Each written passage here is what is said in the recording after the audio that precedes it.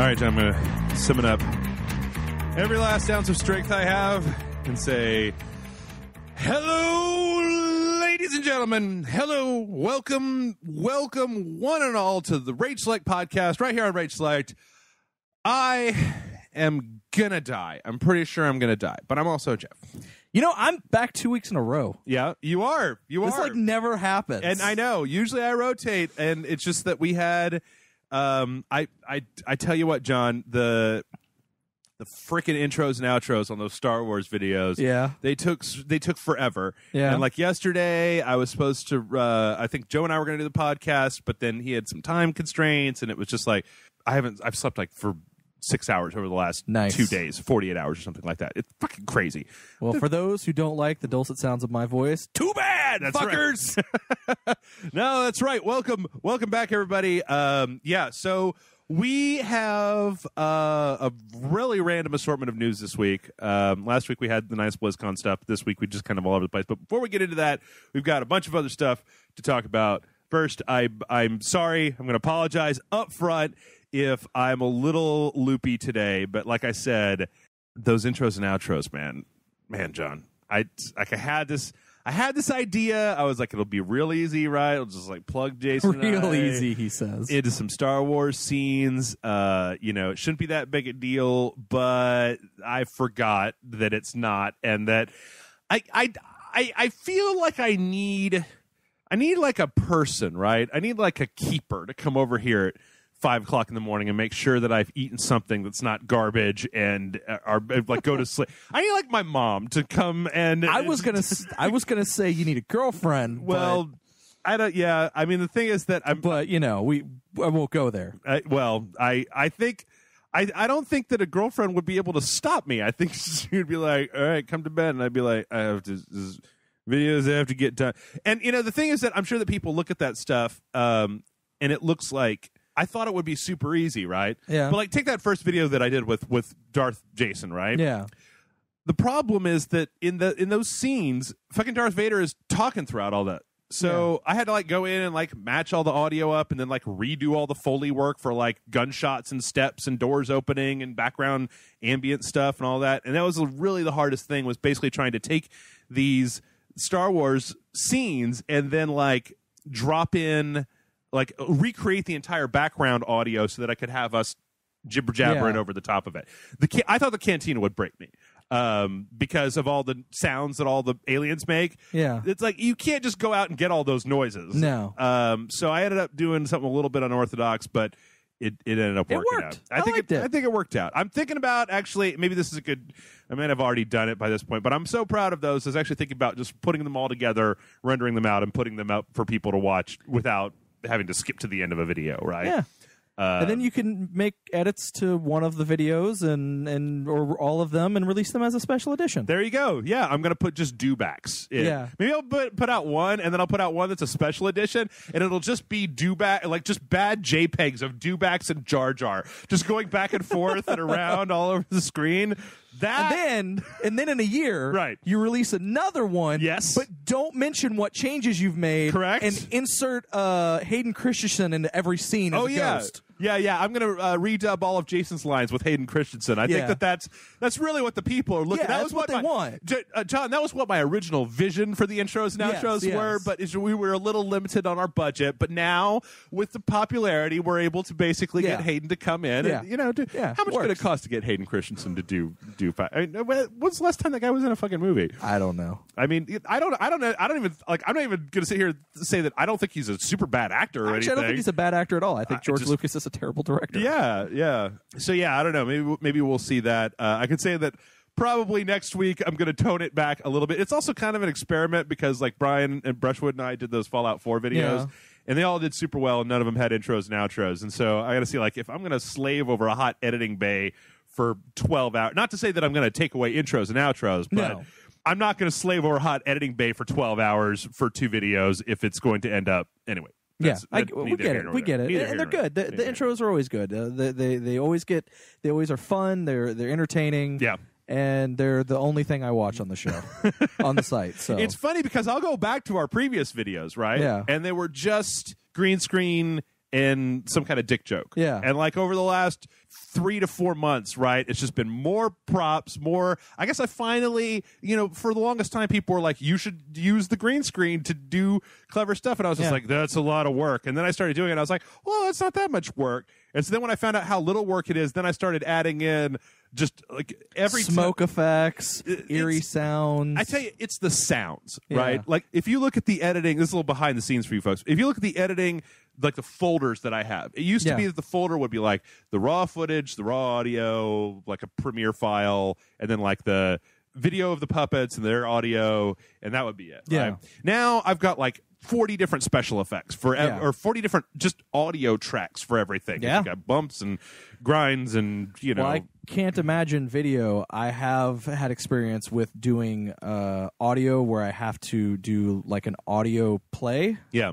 Where I'm the one who recorded everything, including recording some Foley work and using some pre-rendered stuff that I was able to find online or whatnot, or within GarageBand. Yeah. And then having to also put music, bed tracks in and end up having this like 50 to 60 file thing that just is like you look at it and you're like, I don't understand. It's interesting because people have been saying this on the website for a long time. Yeah, a lot of people have. It's an idea that we bandied around a lot about doing like little individual higher produced kind of vignette stuff. Yeah, and back when I was just basically dumping out the green screen and putting in the Rage Select background, that seemed like an awful lot of work. Now I'm almost like I'm toying with the idea, and this is like long. You guys, you don't hold him to it. You do not hold me to this shit. This is me. I got little sleep. I'm just talking out my ass. But it's like almost like looking at the way that those Star Wars ones came out. I'm like, what if we just went back to the old no intros and outros, but then every week we looked at producing like a 5 to 10 minute skit instead. So instead of having to come up with something, like how many times have you and I been sitting here for like 40 minutes after recording Darksiders going like, what are we going to do? What the fuck are we going to do with this one? What are we going to do? I think I can create a mask. I think I can make a mask. Hold on. Let me spend 20 minutes now, drawing. what's the joke? Yeah, and then it's like, but then what is the joke on top of that? Of going like, why don't we scale the videos back so I can just whip all those out in a day, right? Truthfully, I just think you want reasons for me to take off my shirt. I want everybody to take off their shirt, all right? But yeah, so I hope everybody enjoyed this. They were a lot of fun to do. We'll see how it works in the future. Now, before we get to the actual news, John, I actually have something that's been on my mind. Oh, okay. I've been thinking about something, and I don't really know if this is. I don't think this is going to be a thing where I'm like trying to tell other people what they do. I just need to express. I've been a little bummed out over these last couple weeks. Oh yeah, because Fallout 4 released, and it seems like all I got when Fallout 4 came out was the hate train. Like everybody was just like, fuck these bugs, fuck this game, fuck the dialogue, fuck the voice acting, fuck the way the system, fuck all this stuff. I have a lot of fun playing Fallout 4, but it just seems like the majority of the people, maybe it's just on Rage Select, maybe it's just maybe on my website that I called Rage Select, there's just a lot of people raging all the time. Maybe that's what it is. I don't think that's the case because I've seen it in a lot of other places too. Okay, I'm not, and I don't think everybody is like that on Rage Select. And it's also, just that, I've seen a lot of posts being, they're like, yeah, it has bugs, but what are you gonna do? Maybe it's just the fact that every website knows that they can put out like here's why Fallout 4 is the worst game to ever come out. Yeah. And they can get a bunch of hits on it of people going, nuh-uh. But see, and so like whatever. You got an opinion about Fallout 4, fine. It's your opinion, whatever. I think the game's pretty decent. I think it's not as good as 3. But that's what you could say that about a lot of. I didn't think Uncharted 3 was as good as Uncharted 2. So there you go. I think I think it is fun. I agree. I don't think it's as good as 3 as someone who. But you hated 3, or you did not care for 3. Shall we say? When I was playing it, I fucking loved it. Oh right. And then when I stopped playing it and then tried to come back to it, I went, oh, I can't. I can't play this, and then walked off. Which that could very well happen once I finish playing this and then leave it for a while and then come back when a DLC comes out and then like, oh, I can't play this anymore. Mm-hmm. But I think in some ways it is better than 3, and then in a lot of ways it's not as good as 3. Yeah, specifically in the writing. And I think that I've actually been curious about going back and creating a character in Fallout 4 that's all endurance, luck, and charisma. A character where you're focused on everything that is not VATS to just play it like a first-person shooter instead of playing it like a third-person RPG, which is the way that I play it all the time. But anyway, I digress. All that. Fallout 4 came out. A lot of haterade out there. Even I fucking hate that term. This week, Star Wars Battlefront comes out. A lot of hate out there for Star Wars Battlefront. Like, a lot of people that are just like, fuck this game, fuck EA, fuck you, just a bunch of money-grubbing ass faces. I've been playing it. I've been having a lot of fun playing it. Like I hear two different like when I hear complaints about the game, I hear two different complaints. Yeah. One is it is, you know, it's like, I really like this game. It's really solid. It's got grounded fundamentals. Mm-hmm. I don't know if it has legs to stand on. Good I don't know if it's is never a well, never a you know, good fundamentals, good controls, good. Yeah. Everything about the game is good. When I'm playing it, it's great. I don't know if it can last after longer than a few months, because I know a lot of people who are like, well, I played it. It's a great game. It works great. I'm kind of done with it already, and it's been 3 days. Yeah. And then I've got people who I hear people who are like, man, there's no campaign mode. Fuck this game. I've just paid $60 for half of a fucking game. Okay, now let's just real briefly here.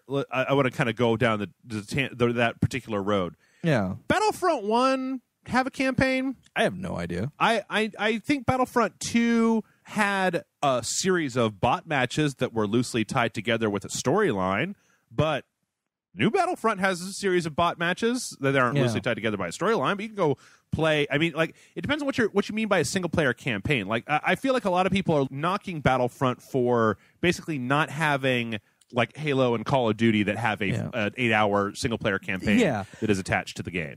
And what's funny is, and I brought this up to you before we started recording, a lot of that, the people who are talking about that seem to be people who also were pissed off, which is weird because Battlefront is only on PS4 and Xbox One. Right. But people who were also pissed off at Activision for the 360, Xbox 360 and PS3 version of Call of Duty Black Ops 3 not having a campaign mode and still being a $60 game. Oh, right. Mm-hmm. It seems but it wasn't. It was 50. Oh, it was 50. It was 50. Okay, well, still, they were still saying it was overpriced. Yeah. But it was just like those same people seem to be complaining, like, well, and now EA is getting away with it with Battlefront. Fuck them. Like, I don't care for this. I'm not going to let these studios do this because eventually we're just going to get half of a fucking game, and we're just going to pay all this money for it. If we let this happen. I find it really strange. That's another thing, is that were people that were there that were like, okay, so the other part of this, and again, I'm not really coming at this. I may be a little bit too close to this release for whatever reason, because I'm having a lot of fun with the game. Yeah. Like, I wonder if they put this game out and it was $60 and they didn't, and there was no mention. Nobody said anything about the season pass, right? Yeah. There was no DLC plans announced. Like, would people be as upset? Because I feel like there's a lot of this argument that says, like, it's not a full game. It seems like a pretty full game to me. Like, it's got a ton of maps and modes and, like, unlocks and I mean, I don't play a lot of multiplayer games, so maybe most multiplayer, like, focus.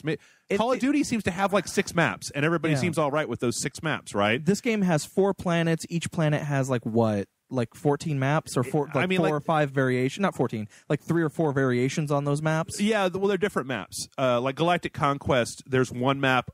It's different styles, right? Yeah. So Galactic Conquest being their big, I think it's like 20 on 20 or something like that. Those maps are the biggest maps. There's one of those for each planet. And then there's like smaller maps. Like, you remember the one that was on Sullust, where you're just doing control point capture? Yeah. They have those smaller maps. And I mean, I've run into at least 4 or 5 different maps for each one of the things. I want to say there's like 3 maps per planet, or 3 or 4 maps per planet. Yeah. And I know that once The Force Awakens comes out, the first DLC for that is going to be coming out, which is going to add probably 3 more maps for that planet. I mean, I guess, like, when we played Black Ops 3 for the Sunday stream, right? Yeah. I mean, it seems like we were just rotating between, like, 4 or 5 maps? Like, it didn't seem... I mean, when we played Halo, the big Warzone mode on Halo... you complained about... It's 3 different maps, right? So I guess I'm curious... Like, the DLC, we're going to get into that in the news, but the DLC is supposed to add, like at the end of their $50 season pass, 14 maps, 4 heroes, a bunch of new cards and stuff like that, right?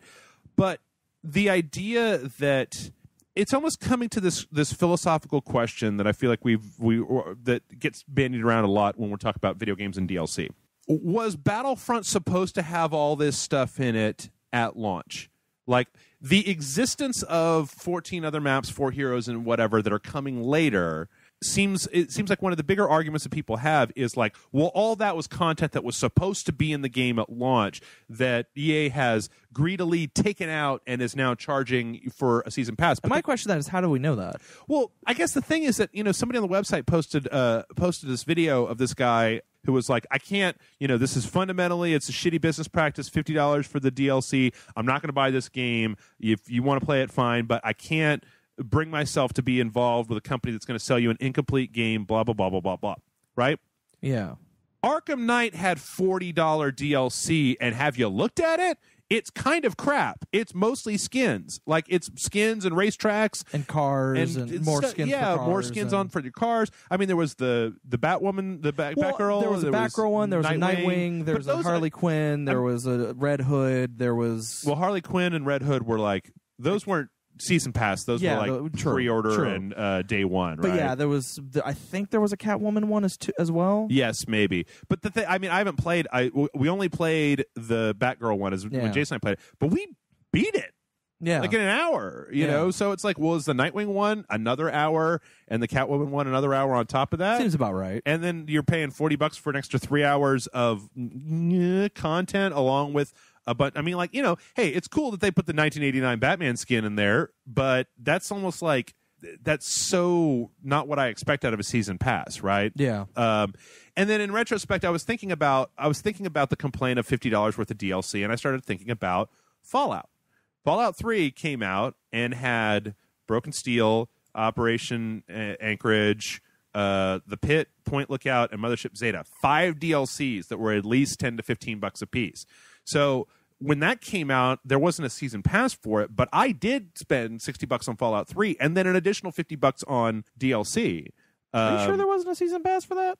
No, actually, no, I don't know that. Because I'm pretty sure there was because I'm pretty sure I bought it. Okay, well, then there you go. But I think it was only like $25 if you bought the season pass, or $20 or something like that. And then looking at this stuff as well, I noticed that Battlefield 4 had a $50 season pass, right? Yeah. So I guess the question, like... The thing that I'm not entirely understanding, and the thing that's kind of bumming me out and confusing me, right? And I'm sure there's going to be a lot of people who will be able to be like, Jeff, you dum-dum, here's why it is that we've seen season passes that are this much before.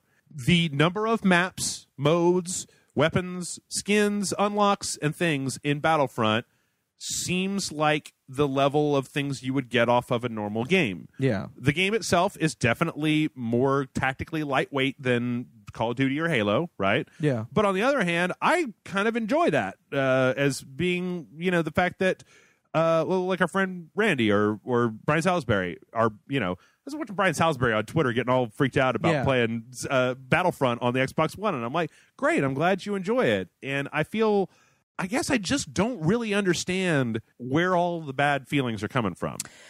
Unfortunately, we live in a time where oh, good. The internet, we're going meta with it. Yeah, we live in a time where the internet has given everyone a voice. Yeah.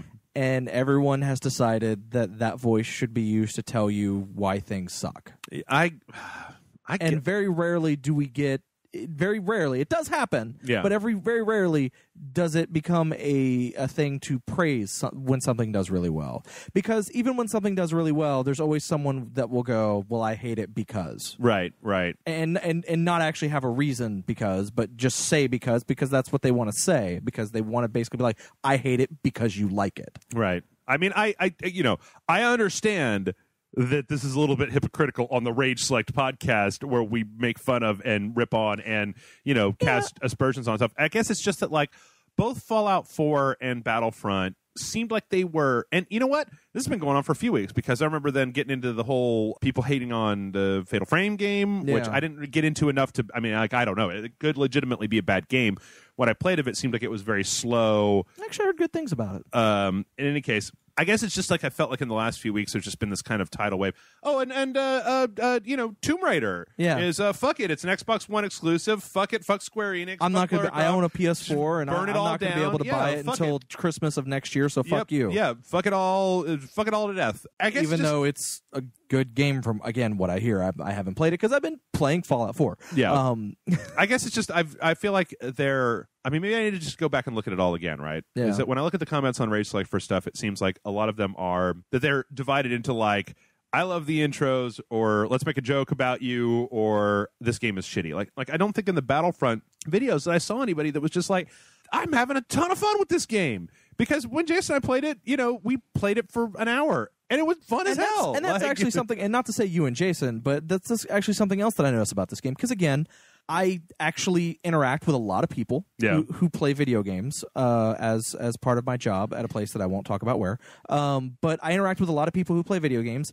And there are two types of people who talk about this game. There is no middle ground. Yeah. It's one of two types. Mm-hmm. Either I fucking hate this game because it's not like every other, it's not like the previous it's not exactly like the previous Battlefield games, or it's not as in-depth, or it's not as, it's too simplified, or it doesn't have a campaign mode or something like that. It's like, I hate this game because of one of these many reasons. Right. Or it's, holy shit, I don't play these games very often. This game is fucking awesome. I get to fly the Millennium Falcon sometimes, or I get to be Darth Vader, and I get to have battles with Luke Skywalker in front of me, and their TIE fighters and everything flying all around me, and shit's happening, and people are firing, people are dying. It's Star Wars, and it's fan service, and it's fucking fantastic. Yeah. And, those seem to be the two people, and it kind of seems like, I guess, well, I take it back. There is a middle ground, because I mentioned it earlier, which is the people who are like, this is a good game. I like it, but I'm kind of done with it. Yeah.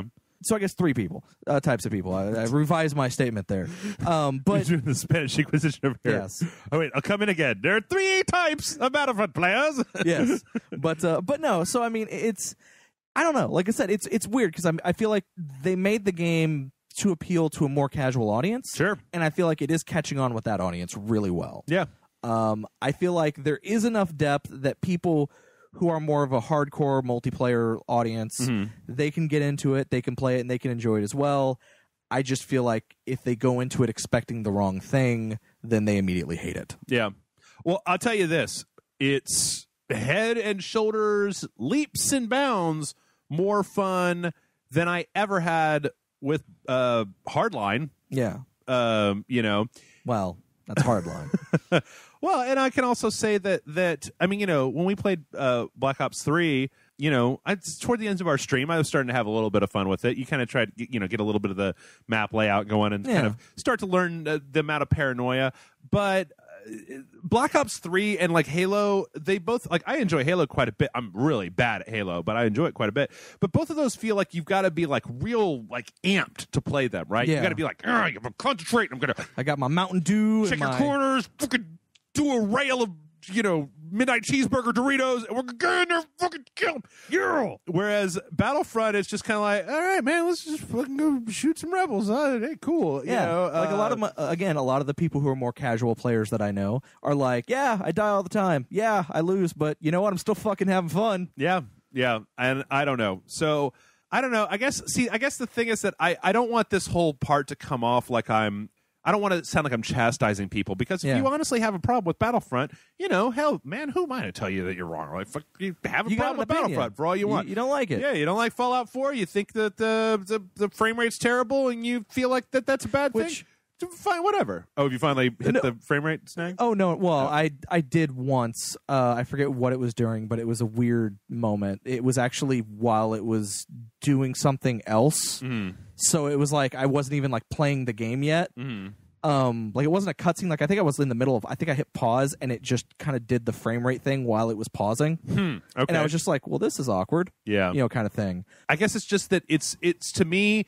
It's been a little strange over the last couple weeks because a bunch of games have come out that I played and had a shitload of fun with. Yeah. And all the internet seems to want to do is be like, fuck Halo. Worst game. Call of Duty is the piece of garbage of all time. And this game can go fuck itself. It's shit. It's on fire. And I'm like, I guess what I'm asking is like, have we really gotten to the point where if a game is 80% fun and not 99% fun, it's garbage? Where we're on the IGN sliding scale of like the top 20% of video games, and if you fall below 19%, if you get a 7 out of 10, your game is immediately garbage. It's garbage. It's a terrible game. As somebody who plays average is 8. As somebody who plays games 8 out of 10 means average on Steam, like I feel like I want to do a video now Do you know how many free-to-play modern military online first? Do you remember what was the one? What was the one that Splash Damage made? Dirty Bomb. Dirty Bomb. Fuck Dirty Bomb. Like, I play Star Wars all day long compared to Dirty Bomb. Dirty Bomb's got a whole unlock system and cards and optional microtransactions, different classes. It's all super deep. Dude, fuck that. I want to fly a TIE Fighter. Like, that's, I guess, the thing about Star Wars is that if you were to strip all of the Star Wars off of Battlefront, you'd have Battlefield Heroes-ish, I guess, kind of a lightweight online shooter, which probably wouldn't have as much excitement attached to it. But, you throw some John Williams music and some TIE Fighters in, and I'm just like, hell yeah, bitch. They've managed to get me excited for Star Wars, so hell yeah, bitch. Like, I don't know. I get what you're saying. I guess I just want to hear a few people. You know what? You know what I'm asking? If you are a Rage Select listener and you play and like a video game, maybe go into the comments from time to time, just be like, you know what? I'm playing this and I fucking love it. And, just express yourself, because it feels like I'm living on a different planet than everybody else. Yeah. That I'm playing these games, taking them at face value, having a great time, and everybody else is just like, this is the worst game, a travesty of justice, and a more important issue than anything else going on in the world right now. We must take all these games, throw them onto a fire, and then kill the developers in the streets. And then later in the year, name them as Game of the Year. Right. Anyway, so I tell you what, we're probably... Oh, yeah, I was rambling. Sorry for the rambles, folks. To the news! But first, we're going to do three quick okay, not to the trailers. News yet. Quick movie trailers. This isn't a movie show, but I like to talk about movies from time to time. Yeah. All right. New Force Awakens trailer. It's what, a month from now? It's a TV spot. Yep. It's got it's like 90% new footage. Yep. Stormtroopers have, I don't know, what was that? What is that thing that guy's got? It's like some kind of like laser axe or weird, that thing. It's like some kind of laser taser. It looks like the weapon from Infamous 2. Oh, yeah. The tong thing. Yeah, it totally does. The tuning fork. Yep. Other than that, I don't think this trailer really says an awful lot. I mean, like, it's a good trailer. It looks like Star Wars. Looks an awful lot like Star Wars. You get to see, were those Chewbacca's fingers? Yeah, he was hitting a detonator for something. That's so freaky. I don't think I've ever seen Chewie's fingers. Yeah. That's so weird looking. Like, usually it's just a bunch of, like, it's just a carpet wrapped around the bowcaster, right? Yeah. That's so bizarre. Zooming in on Chewbacca's fingers. I kind of expected them to be bigger or hairier, or not just like he's wearing black surgical gloves. But anyway, I brought this up because it seems like it's interesting, but it's also, I don't know. I don't know that there's a whole lot else to do. You have anything to say about this? I don't need to see any more trailers. I'm going to go see the movie. I want to see the movie. That's all I need. Show me the motherfuckers. Okay. All right. Well, next up, as far as movie trailers go, Zoolander 2. Can I let you in a little secret? Sure. I still haven't seen the first one. What? Yeah. See, what I was going to say is that I know the jokes. I know all the jokes, but I've never actually seen the movie. I was going to talk about this, but this is too much. We got to stop this podcast. You got to watch. Man, God, I wish we had. If we were doing this, if we had started this at like 6 p.m. instead of 8 p.m., I'd be like, hey, you know what? Why don't we just take a second here? We're going to pause the podcast. You're going to watch all of Zoolander, and then we're going to come back and you can tell people exactly what you think about it. Now, it's a stupid. I mean, Zoolander itself is funny and dumb, and I love it. Yeah. Everyone tells me it's great and hilarious, and I just it's a movie I just never got around to watching. You should put that on you should raise it up a little bit on your list. This looks like the Cars 2 of Zoolander movies, where it's like this whole super spy, secret agent kind of thing. Because the first one was just, Ben Stiller. Well, everybody knows what Zoolander's about. I even know what the story is. I've just never seen it. Whereas this, it's like all the top beautiful people are being killed, and so only Ben Stiller. I don't know. I feel like this could really go either way. Yeah. Like, when I saw the trailers for the original Zoolander, I was like, that movie looks stupid as fuck. I'm not going to watch it. And then somebody was like, no, dude, you have to watch that movie. And I was like, oh, shit, no, this is hilarious. I don't know. I was watching the trailer, and I was kind of like, meh, up until the point where Will Ferrell walks out and tears he comes out all big muscled from prison and then tears all the muscles off. And I was just like, well, that's funny. Yeah, no, it was actually a really funny joke. Yeah. So I don't know. Could kind of go either way. Does it make you, without reference to the first one, does it make you excited at all, John? I'll watch it. I mean, I'll probably watch the original before I watch it. But it looks okay. I mean, like I said, it looks every bit as stupid or funny as the first one. Okay. Well, speaking of stupid, The third trailer John turned me on to here. This is Gods of Egypt, which everyone's complaining about online because they whitewashed the entire cast. Yeah. There's like not there, everyone is white. Yeah. I think there's like one black person shown in one like small corner of the screen at one point. Right. But outside of that, everyone is white. Yeah. And so everyone's pissed off about it. I watch it and I'm like, my God, this looks like the most ridiculously stupid fucking movie I've ever seen in my entire life. Yeah. And also made the same comparison that you made, which is much like Clash of the Titans. Right. And I kind of want to see it. It looks like Michael Bay and the Scorpion King threw up all over Egyptian mythology. And tried to incorporate a little Stargate into there. Yeah. Like it looks terrible. It looks fucking awful. I mean, it doesn't, and I'm willing to bet that it's not even like there's this one snippet of dialogue that we're looking at right now between this like young guy and this young girl. You talk about okay, so this is what we're gonna tie this back in. You know, people are like the voice acting in Fallout 4 is terrible. That was the acting was terrible. Those two were terrible. That interaction, which is like what movie cliche number 6,000 of like. We'll need a crazy person to take on this job. Well, where can we find such a crazy person? And then like, what, you mean me? Like seriously, don't they just teach that on like the third day of acting school? You just go over that exchange, right? Well, because they know you're going to have to do it at some point. Yeah, this shit is terrible. Like I kind of like I don't want to go. Terrible. I don't want. Here's the thing: I want to watch this movie, but I don't want to pay to watch it. Which means I don't even really want to. I don't even want to watch it on Netflix because I'm paying for Netflix. Yeah. So and that would mean somehow I paid for that movie. Like, but I want to watch this movie somehow. So you're like, go and engage in one-time online piracy to watch. No. I want to find a friend who's going to watch this movie and have them either pay for me to see it or watch it at their house or loan me their DVD. I'll tell you what. When it comes out, John, I might be able to swing. I'll tell you what. People of Rage Select, if you want Rage Select to spend $7 to get John Sitton's review of what is it? What is even? I can't even remember. Gods of Egypt. Gods of Egypt. Let us know in the comments. And you know, like I spend $60 or I spend like $120 a week on games. I could chip in an extra 10 spot for you to go see this fucking horse shit.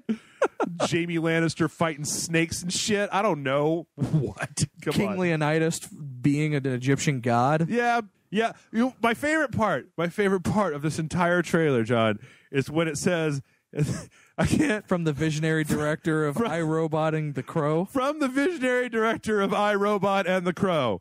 Two movies that were, one, based on somebody else's idea, and two, not really especially visionary. Like The Crow was kind of just an adaptation, almost like one for one, right, of the comic. I mean, I've never. Read the not comic, story, but the look and feel of the comic. Okay. Yes, the story, no, because the story is much darker and more depressing. And iRobot was a great book that they then turned into Will Smith has an action movie. Yeah. So yeah, as far as I'm concerned, the guy's kind of 2 for 2 of like, hey, look, I managed to fuck up somebody else's story, and now it's like, great. I like the original Crow movie. It's all right. I recently was privy to somebody, one of our friends on Facebook, watching it again at like 40 and being like, this movie is fucking terrible. I kind of don't want to ever watch it again, John. Yeah. Just so that I can retain. Because when I was a teenager, I watched it all the time. I thought it was great. I kind of don't want to watch it again because I'm afraid that if I watch it again, I want to watch all of them, including the TV series. The TV series, which was The Crow Stairway to Heaven, right, has a special place in my heart. It's a guilty pleasure, whatever you want to call it, just because it stars Mark Dacascos, and for whatever reason, he seems to be one of my favorite martial arts movie actors. I don't even know who that is. He did Only the Strong. Nope. He was the older brother in Double Dragon. Okay. Yep. Okay. Yeah. Got that. Yep. Yep. All right. Dude, cool. That one would get you. Yep. All right. Well, let people what wait, what? Whoa. Okay, sorry, I can't keep going down this movie road. I just saw that there's a trailer for Now You See Me Too. And fuck that movie. That movie is so stupid. Anyway, all right, so on to the news. And yep, that's about normal. We're about late as we always are. Let's go. All right. Fallout 4 is getting an update. They're going to beta patch it on the PC, see how it works, and then roll it out on the PC, and then roll it out on consoles later on. And they said they're going to do more smaller updates as time goes on, not like big updates like they used to do on certain games. Mm-hmm. However, Did you actually read the press release at all that they put, or the blog post that they put on their website? You talking about the kind of like defensive talk about the bugs? Yeah. Mm-hmm. Like, I kind of thought that was hilarious. Where they say, it is true that the freedom our games offer you can lead to unintentional consequences that are sometimes bad when the game combines too many unexpected elements at once. Given the scale and complexity of the systems at work, especially when allowing you to build your own settlements, we're happy that Fallout 4 is our most robust and solid release ever, and we'd like to thank our amazing QA staff who worked as hard as anyone to break the game so we could fix it during development. But 100 testers will never replicate the many millions playing the game now, and we're hard at work addressing the top issues. You mean that? Yeah. I felt that was a little condescending. I didn't feel it was condescending. I thought it was great as an ex-QA tester. Like, if you were a QA tester on Fallout 4 and the entire internet is basically just shitting all over it. Oh, like, yeah. Oh, did anybody even look at this game before it came out? No. I agree, because that's what we said last week. Is like we made a big point about, it's like, you could have a million QA testers and they still would not find everything. Well, I would probably make the argument that it's straight up million. But again, you're working people, especially QA, at the end of a product cycle. And this is rehashing. I was actually just listening to our podcast from last week because somebody was like, made a YouTube comment. And I was like, did we actually say that? Was it something I said? I don't even know. I don't know what they're talking about. Fucking crazy people. 100 people in a QA lab is a huge amount of people.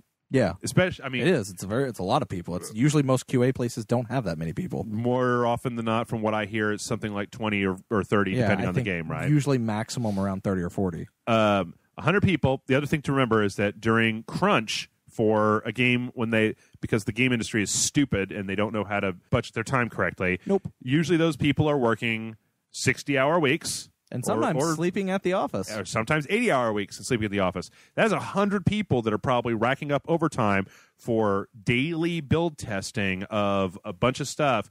The point I'm trying to get at here is that I feel bad for those 100 QA guys. Yeah. And I think that while that may be a little bit condescending, I almost feel like it's there because, these people have to now read the internet just going nuts. When we don't even know, we don't even know what this shit looked like when it was at the end of alpha or we beta, don't know right? what they did find. When it went feature complete, the game was probably completely unplayable at certain points, and they finally went in and so. Any case, but yeah, in any case, this is one of those interesting things, and I, for one, John, am very curious, very, very curious. I'm going to be interested to know what this game looks like in 9 months. Yeah, because that's one of the things that we touched on last week, and I'm going to reinforce it.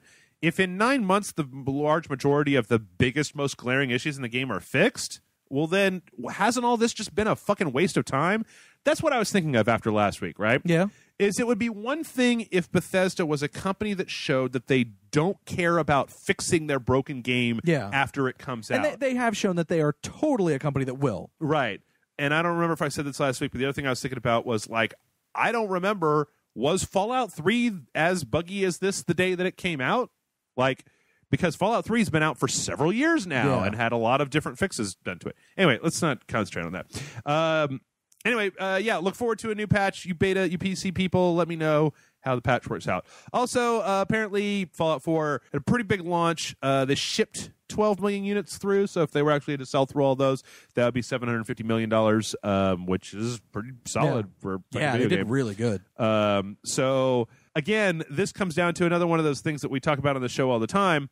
If Bethesda managed to ship 12 million units, depending on how well it sells, all of the complaints don't matter. The voice acting, the changes in the system, whatever. Because at the end of the day, they don't care about you on Twitter being upset because of a game-breaking bug as much as they care about $750 million that came in. Yeah. They kind of care less.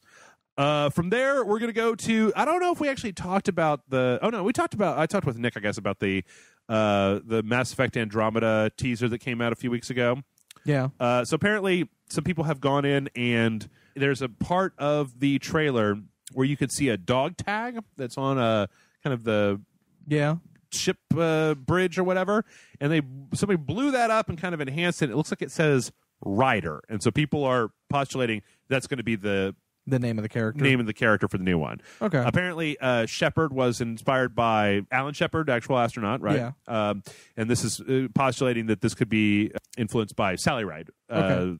So, yeah, there's a good possibility that, they're going to have some generic name for the the entire universe to call you. It's the last name. It's the last name is going to be the generic name. I mean, right. it's the first name, like in Mass Effect, it's Shepard, and then you can pick the first name, but no one ever calls you by your first name. Everyone calls you Shepard. Yep. I mean, I've always kind of admired that. That's a pretty brilliant solution to being able to do full voice acting, but still give you some agency in making a character. I mean, in Dragon Age Inquisition, I think they just call you Inquisitor. Everybody calls you Inquisitor. So there's that. Next up, we actually kind of discussed a lot of this in the intro, was the fact that the season pass for Battlefront is supposedly going to have 16 maps, 4 heroes, and more cards. I'm kind of surprised only 4 more heroes. That seems like a low number for a game like this. It's got 6 already. Yeah. So I guess I'm kind of curious to know who else do we think they would put in? I mean, they seem to be sticking to the original trilogy. The original trilogy. I guess on the Rebel side, you could put in, let's see, 4 heroes, right? You got 2 extra heroes. You can put in like Lando and Chewbacca. Lando maybe. and Chewie, yeah. Those are the 2 that I was thinking of. And then for the dark side, I don't really know. Let's see. Boba Fett. I guess you could, if you put in Boba Fett, you could put in like Bosk or IG-88 or that would be cool. I would want some IG-88 in there. I'm trying to think that, like I was going to say, you can put in Grand Moff Tarkin, but I was going to say Tarkin maybe, but I can't see Grand Moff Tarkin running around with a blaster being like, beep, beep, beep, we couldn't really see the Emperor running around doing his thing before. And what are you talking about? He jumped out of his chair in episode 3. He was like, meow, and then he did that little spin move. It was stupid. That was in episode 3, right? Not episodes 4, 5, and 6. Yeah, I mean, I guess it would be like it would be maybe a slightly less interesting game if R1 was like sit down for a few minutes. Like he just leans up against whatever rock is there and goes, "I'm too old for this shit." I'm trying to think of who else. I'm just trying to think of villains. Admiral Piet, no. I think all the Empire is either faceless stormtroopers or people that you can see running around on the ground. Yeah, it's like there's no actual baddies. I mean, unless they try to put in which again, because of the fact that they're so heavily going against. I mean, the only other thing I could think of is that they do. How about the guy from the cantina that was hassling Luke? With a cyborg arm. He's the guy. I was actually going to say that what they might do is, since there's 4 new characters, maybe the 4 characters are from the new movie. That's possible. Like, we could have Finn, what the girl's name is. I can't think of her name all of a sudden. I don't really know any other names. Kylo Ren and some other, the Silver Stormtrooper chick. Okay. Those 4 people. That they could do that. Especially since one of the new planets that we're going to be getting is a planet from that movie. Okay. They could do that, or they could do it to where 2 of the characters are from the movie and 2 of the characters are from the original trilogy. Yeah. Yeah. I'm still trying to come up with one more. Outside of the bounty hunters, I don't know that there's any other real... Even with the Jabba. Gamorrean Guard? Jabba the Hutt just slithering all over the place. Han Mobugi. That would be terrible. What does he do? He doesn't have any attacks. He just grabs somebody and then picks them up and like licks them and goes... Ah! Makes them wear slave armor. Put them in the bikini. And chains them up. Yep. Regardless if they're male or female. Yep. All right, next up on the list, there's a 4K trailer out for Just Cause 3. Looks pretty hot. Yeah, looks good. I mean, like we're watching it on my 1080p monitor, so we're not getting the full effect. I have to go over to my friend's house. He has that 4K monitor and check that out. Apparently, they're saying that the PC version of the game will run in 4K. Yeah, great. That's the reason for the 4K trailer, is that... Well, that would be, real silly of them to put out an official 4K trailer if there wasn't actually a way to play so, it. So, all you PC people with 4K monitors... Yeah. 4K this is monitors the game for you. And like $6,000 PC builds, yes. Still looks hot. I mean, nothing has changed about Just Cause 3. Still looks like... I want to play it. Shit done blows up real nice. Yeah. And...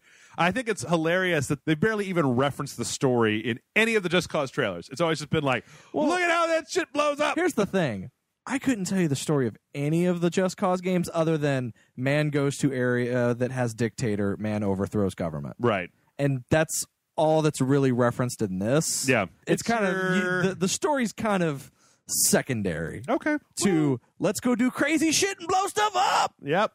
Yeah, I don't know. I mean, I think that my thing with that kind of game is that like I never finished like Mercenaries 2 because eventually I was just like, well, I can already blow everything up that I want to blow up. There's no reason to play this game anymore. Yeah. But I don't know. I mean, I've never heard anybody like really get super down on the story for Just Cause, and it looks real pretty. So we'll see. We got like another week left? Yeah. Next week, and then the week after that is when it comes out. Yeah.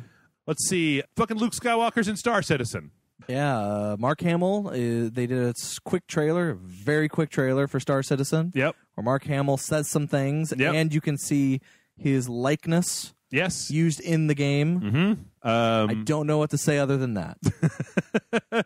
Yeah, he's supposed to be. Let's see. What did they say? His Chris Roberts says that he's like a disapproving father figure. And what is his name in there again?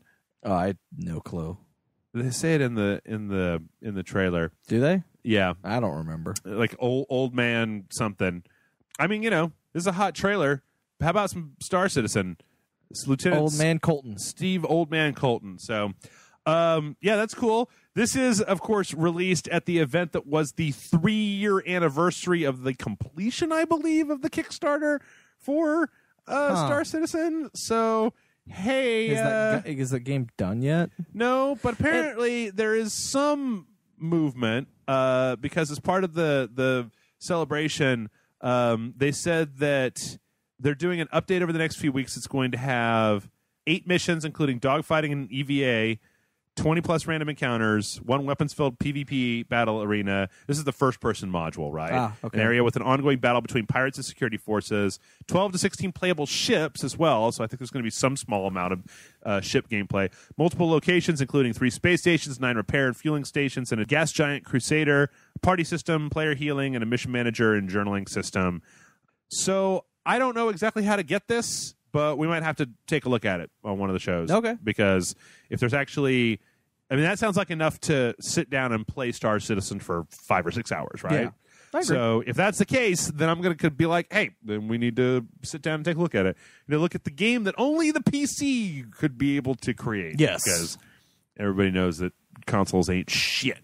But so I don't know. After I wanted to report on these stories, John, because I feel like we poop on Star Citizen a lot on this show because there's been a lot of poop out there in the world about it. Yeah. So. No, I'm excited.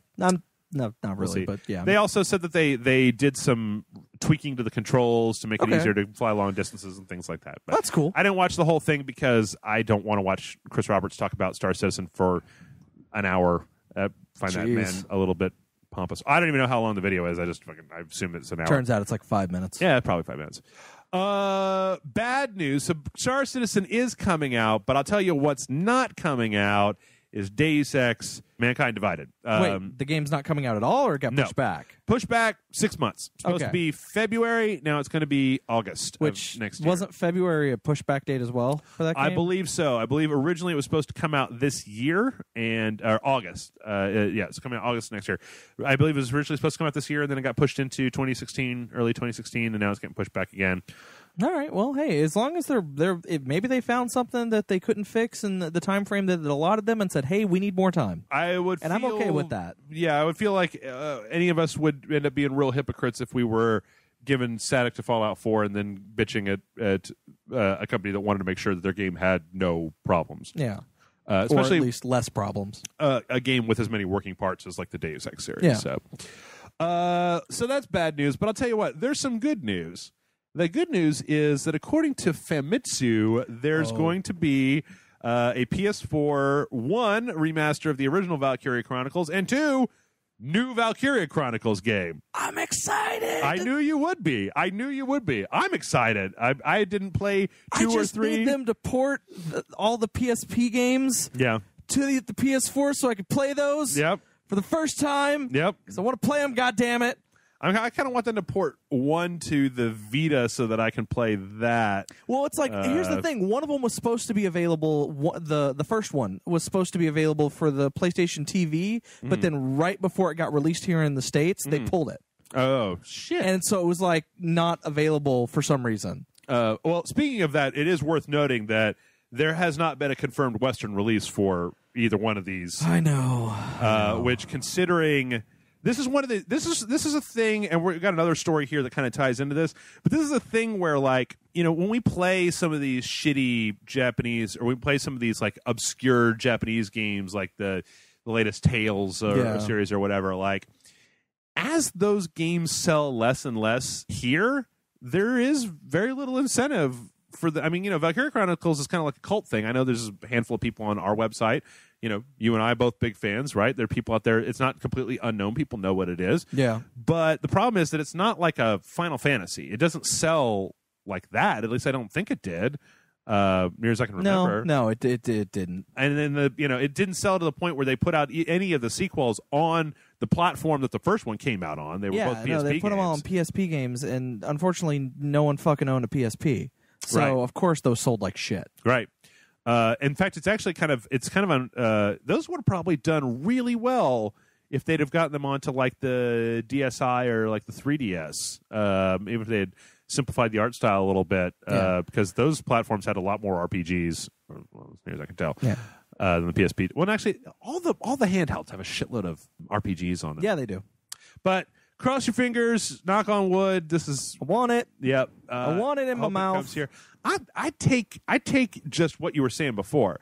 I haven't finished the first one yet. I would just take them being like, hey, guess what? We're taking the first one and then we're cleaning up the other two and we're just putting them out on the PlayStation 4 Wasn't for there 3 PSP $40. games? One that didn't come over here in the States? One or two that didn't come over here in the States? Valkyria Chronicles. There's also an anime which was really good, but it's just retelling the first game, so there's not really. I should just watch that. Yeah, it's actually really good. Let's see. 2 sequels. Valkyria Chronicles 2, Valkyria Chronicles 3. So. All right. Yep. For some reason, I thought there was another one. Did we ever?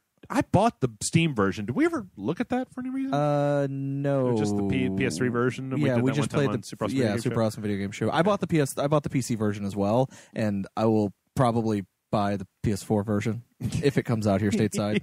Well, it wasn't really that expensive on Steam. No, right? it wasn't. It was like $20 or something. I think it was 15 when I bought it. Oh, okay. It might have been like an early sale. If you buy it early, you get it for 15. And I was like, well, I got to buy it for 15. Yeah, I remember it was one of those things where I'm a little bit more controlled with my Steam buying habits these days. Same here.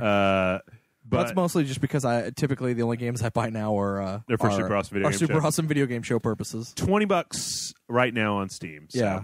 It's so good. It's still a hell of a game, man. And it comes with all the DLC on the PC. It's so good. So yeah, cross your fingers. Let's hope that we get that over here. All right, we're going to zip through the next few of these because they're interesting, but we're almost certainly over time. Halo 5's got a new big mode. Nice. They're rolling in called Big Team Battle that is 8 on 8. I'm like, that doesn't seem super big. So I'm going to say something, and every time I'm going to say that, every time I see that Big Team Battle written somewhere, I'm immediately reminded of an independent wrestling promotion called Kaiju Big Battle. Which is basically a bunch of wrestlers dressed up as kaijus, and they fight in a wrestling ring that has like building mock-ups inside of them. Nice. It was on G4 for a while. Okay. At one point, but yeah, that's so. Every time I look at it, I keep wanting to go Kaiju Big Team Battle. Other kaiju. They're also added another 48 different rec items to the game. So I mean, nice. It looks like 343 is really like, hey, keep playing Halo, y'all, and we'll give it to you for free. Yep. They've got a new. There's like an emote down here called Shove It. It looks like the guy is. It looks like he's got like a cyber dick that oh, never mind. Okay, I'm not going to even go into that. So you remember when we talked about the Xbox One Elite controller that's coming out, $150? I thought this was just a real interesting little note. Turns out that Microsoft is actually going to be letting third-party manufacturers develop add-ons for it. Oh, nice. So you can buy that controller and then buy themed or specialized add-ons from a couple of different third-party companies that are doing things for it. I'll admit, I kind of want one. I just don't want to spend that kind of money on a controller. I don't think I have any reason to spend $150. That's an entire week worth of game budget for me. Yeah. I don't have the... I agree with you. My big thing is I just want to change out the D-pad. Yeah. I just want a different D-pad. Yeah. Like, that's really my biggest thing with that controller is I want a different D-pad. I can't. I mean, we talked about this a little bit when they announced it at E3, but I have a hard time searching my brain and finding any reason to buy this. Like I said, I would love to own one. I'm not going to spend that kind of money on it. All right. So moving on from Microsoft, and Nintendo has announced a bunch of holiday bundles. Hey. So the biggest one is a Wii U with Smash Bros. And Splatoon for $279.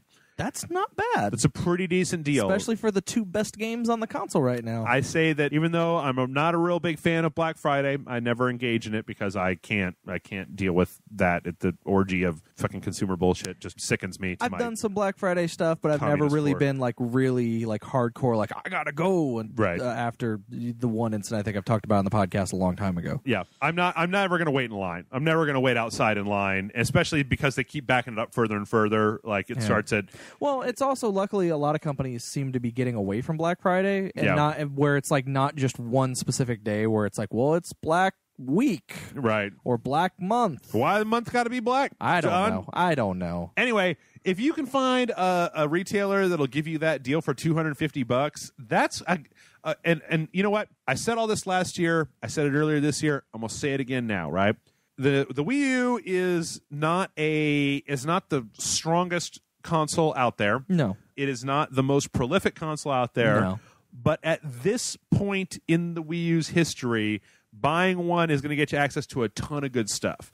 Like you've got Smash, you've got Mario Maker, you've got Splatoon, you've got the new Fatal Frame game, you've got the Bayonetta 2 from last year, you know, the Mario Kart, all those things, Hyrule Warriors. Not to mention upcoming games like Star Fox and the Zelda game. I know this sounds like an ad. It sounds like I'm doing an ad for the Wii U, but I'm just like, anytime that this stuff comes up, I like to tell people because, hey, man, $250, 2 of the better games for the Wii U and a Wii U, that's a pretty goddamn decent deal. Yeah, I agree. So they're also going to have they're dropping the new 3DS XL to $180 in a few places. So as somebody who owns one of those, I'm going to tell you this right now, like the 3D totally works. We had a whole show about it, right, where it totally works now with those new ones.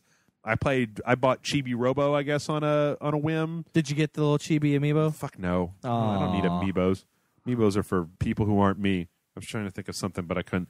Fun game. Also, the 3DS is now far enough along in its life cycle that if you were to purchase it, you were going to have access to a shitload of already existing games like Fire Emblem and what's the Square one that's the Final Fantasy successor, Bravely Default, stuff like Chibi Robo. There's a ton of stuff for the 3DS. Yeah. So if you've been waiting, maybe this is the time to look at doing that because while Nintendo isn't my first choice when I do video games, I still feel like they have they're fairly solid. Yeah, and also if you travel a lot, DS is the way to go. I would love to be able to recommend the Vita over the 3DS. I cannot. The 3DS to me is a better system with better titles, and I wish that Sony had made good because when fucking man, I get so salty about this. Sony spent all that time talking about how the Vita is able to accept like ports of PS3 games very easily. How they showed this thing where like the Yakuza development team translated like a whole cutscene for the Vita in like 3 days or something like that because of the porting tools they had available. Yeah. They have not taken advantage of that, but at all. They will put stuff that was on the PSP, like Metal Gear, on an HD version or those God of War collections, but they don't seem to have any real interest in taking like, well, I don't know, the huge library of PS3 games like fucking Skyrim or the Uncharted series or whatever, and putting those on a Vita because fuck, that sells itself. If you could carry around a Vita that had like the top 10 games that came out on the PS3, I mean, I know it's not that easy. I know it's not just like, why don't they put it into the magic machine and then it's like beep, boop, boop, it's a Vita game now. But on the other hand, it seems like the Vita didn't seem to really go anywhere. Like it just never really took off. There was never a reason to get one. Yeah. I mean, I even tried, like the remote play idea that they had was pretty cool. I would totally use remote play. They need to put another set of shoulder fucking buttons on there. The thing has a complete control parity to the PS3, except that it's only got 2 shoulder buttons. Yeah. So every time I've tried to use it, like when I tried to remote play Dragon Age, and it's like you play Dragon Age with the L2 and R2, L1 and R1 buttons, and there's only one set of those, and you can use the back touchpad. Huzzah, that feels like garbage, and I don't have any interest in doing that. Anyway, sorry, tangents. EA has snatched up Jade Raymond to make them a new game. Oh, okay. Which sounds promising. Yeah. If you guys don't know, Jade Raymond was like the executive producer or something like that? One of the lead people on Assassin's Creed franchise and heads at one of the lead producers or developers or whatever at Ubisoft for a long time. Yep. And they said that they brought her in for her experience in open world kind of gaming stuff. So And EA is working on some kind of new open world project. Great. More out. I want to play it. And last but not least, we've got a few of the Stranger stories out there. Strange story number 1. They're remastering Odin Sphere and bringing it to the PS4. I had heard about this. Talked about that on one of the shows. Yes, I think I vaguely remember you talking about that and us looking at the trailer for it. Odin Sphere, light harasser or something like that. Lift. Yeah. Razor. They're also going to be making, though, an 8-bit version. What? Yes. They're like devolving it and making an 8-bit version of Odin Sphere. Which I'm going to interrupt you again just to go, what? Which does not seem either necessary or interesting because it's already a 2D side-scrolling game. So it's not like a demake. I mean, I don't know. I don't really get it, but apparently they're doing it, so all right. Whatever. I never really played Odin Sphere, so I'm just waiting on the new one. I'm like, quit making dumb 8-bit games and make a new one. Next up, so Xenoblade Chronicles is coming out in a couple of weeks, right? And as with Fatal Frame, I'm sure there's going to be a lot of people who are very upset about this. Oh, no. So apparently, in Japan, Xenoblade Chronicles has a character creation thing, right? Okay. Make a character, put him in the game, do whatever, right?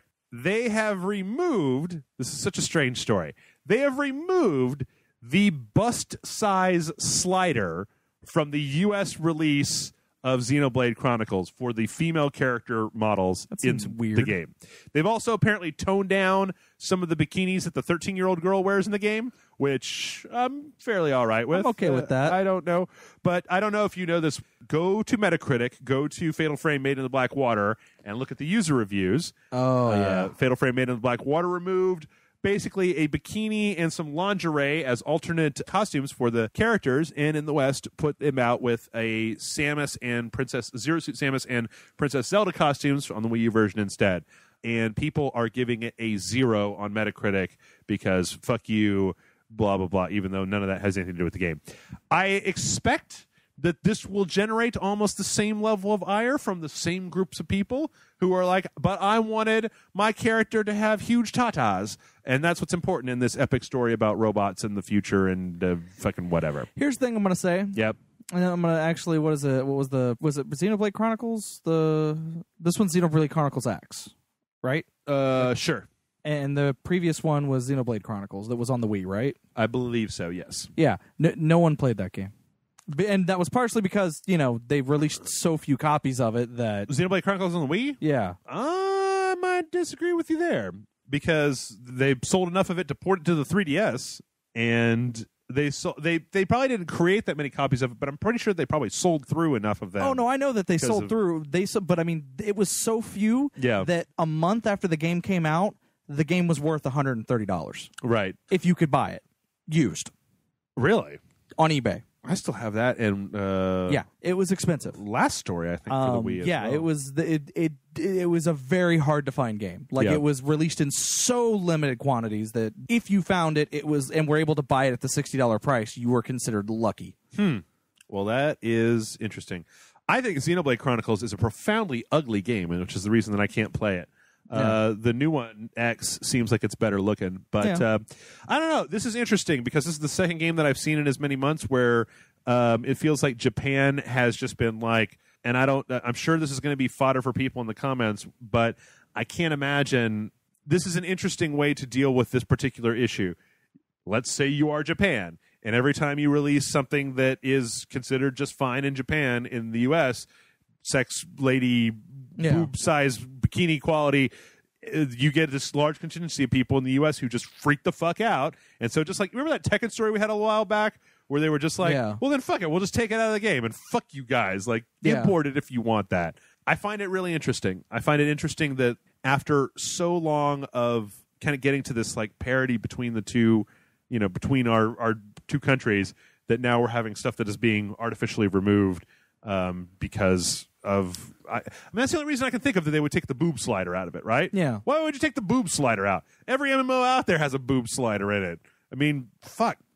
Anyway. And last but certainly not least, John, do you need a 6'2", life-size Batman to stand Do in your I? living room. Because can you actually buy one of these? The game ships in 2 boxes. Some assembly is required. Who's putting this out? Nika. Is a Nika product page. So, yep. Do you need a 6-foot-tall Batman? I just might. They got you covered. And he's got the Arkham Knight basically costume on. And you Now, can is put he him in like your a living room. giant action figure, or is he permanently in that one pose forever? I think he's permanently in that one So he's a pose. statue. I think it's a statue. Okay, yes. that's a little bit less. I mean, it says he's crafted of foam and rubber latex, so Okay. maybe you could put some sand in the bottom of him, and then like a clown, you can punch him and he'll come back up again. You can punch I don't him, know. come back Like up again, I you can kind of like the idea of having this giant Batman in the corner of a room flipping the bird at the door, so that anyone that walks in just immediately sees Batman flipping the bird at Let's them. see if there's a price tag for it. Real life foam replica life size Batman. So it is foam, probably hard foam, right? Yeah. With some cloth on the cape. Ships in 2 boxes. Some assembly required. Release date March of 2016, and I'm not seeing any price on it. There might be some somewhere out there, but hey, you know what? I'll buy you a $10 ticket to the movie. I'm not going to buy you a 6 foot. It's okay. I don't actually 6 foot need tall one. I Batman. actually don't need nor want one. Plus, I'm pretty sure Amanda, who's not a huge fan of Batman, would probably be upset if I walked into the house with one of those. I just want to buy it and then sneak into Kayla's house and take her Jar Jar Binks and leave Batman where Jar Jar was, with just like maybe a note that says like I took him out or something like that. I'm Batman. I'm Batman. Anyway, that is all the news that we have for this week, and yeah, we're not doing too bad. So we're going to take a quick break. When we come back, we are going to answer your questions that you emailed to mail@rageselect.com. Hopefully we can do it before the coffee wears all the way off and I just fall asleep in this chair and or Fall over because your chair is broken. die. Yes.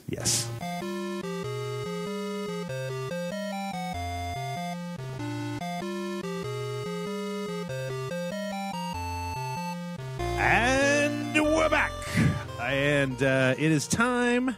John, it's time. It's time for the emails. It's time for my coffee is wearing off. So Is it time to get things started? it might is it be time to set up the lights. It's might be we'll do the Rage Select tonight. Good. Excellent. All right, there we go. That's enough of an intro. All right. Mail@rageselect.com is the email address. Please email in no questions. We had a little bit of a light load this week, Yeah. but we had, I believe it's like 7 questions that I thought were good to read. And I didn't feel like going out and being like, hey, send us some more questions, because I was going to get 40 more questions. So, Yeah. and then I feel like you'd have 30 people who were just like, oh, I sent in a question, then you didn't read it. So, yep, send in your questions. Send them in as you think about them to mail@rageselect.com. And our first question this week comes in from Andy. And Andy says, hey, Jeff and John, longtime fans since the Spill days. Last week on the podcast, you mentioned that you couldn't think of a game that compared to Fallout or Elder Scrolls series in terms of their depth and scope. I was surprised that you didn't bring up The Witcher 3. I'm currently enjoying my time with Fallout 4, but I can't shake the feeling that Witcher 3 did almost everything Fallout 4 did, but even better. Witcher 3 looked better, played better, ran better, launched with fewer bugs, and can be argued that it has a bigger and more complex world than Fallout 4. Not to mention that Witcher is a hell of a lot more cinematic with the actual cutscenes. So my question is, shouldn't we start to hold Bethesda to a higher standard? I mean, the days of big open world games being the highlight of the year are over. Now they're a dime a dozen. Can't shake the feeling that Fallout 4 just feels old compared to The Witcher. Is Bethesda's time as the king of open world RPGs finally over? I think it is. I would love to hear your thoughts, Jeff and John. Sincerely, Andy. I'm going to come right out and say something. Okay. It didn't launch with less bugs. Witcher? Yeah. Okay. It had reported, like, it was downright unplayable on, like, one of the, I can't remember if it was Xbox One or PS4, but it was, like, downright, you couldn't even play it Really? for, like, the first, like, couple of weeks. Really? And Had to be Xbox One because I had the PS4 version. Yeah. I was playing the hell out of it. I just remember hearing, like, it had all sorts of problems at launch. Yeah. Now, mind you, they were quick to fix them. Yes. And by quick, I mean a couple of weeks. Right. And there were still problems with it even after that. Also, I don't think that it. I'm sorry. Go ahead. and then also, as far as saying that it does everything that Fallout does, Yeah. not on this level. I don't think that's true. Not on the level. I mean, and I think that I'll go. It one does a lot of step- similar things. I'll go one step further to let's take Fallout 4 out of the equation since we're talking in general about like Bethesda RPGs. Yeah. Let's go to Skyrim as a better comparison to Okay. The Witcher 3. There are options in The Witcher 3 about how you're going to play the game. Like, you can spec in directions that give you more of this or more of that or more of this or whatever. But, like, look at Skyrim and the ways that you can play Skyrim. There are so many different ways. You can be full 100% archer. You can be heavy armor, light armor, sneaking, illusion, destruction magic. I mean, you could do all of these things. Smithing has its own tree of upgrades that makes you more powerful as time goes on.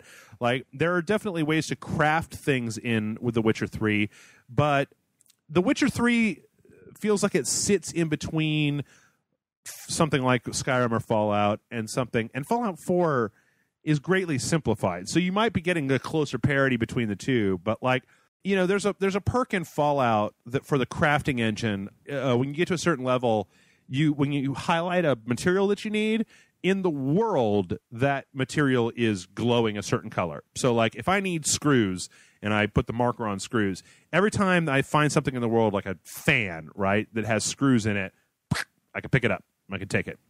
And I need to know how to do that. What's that? I need to know how to do that. It's just a two perks that you have to get. I think it's like the scavenger parts of the scavenger perks, but I feel like Witcher 3 is close, but then again, there's some levels of complexity that Witcher 3 just doesn't have. Like the enemies in the Witcher 3 are just like, and I don't know if this even counts, right? But like, you know, like the raiders in Fallout 4 are equipped with a gun, a stim pack, some Dandy Boy apples, this much ammo, and then like some chest armor, some light armor, this thing. And some of it is useful. Some of it's not. Some of it you have. Some of it you don't have.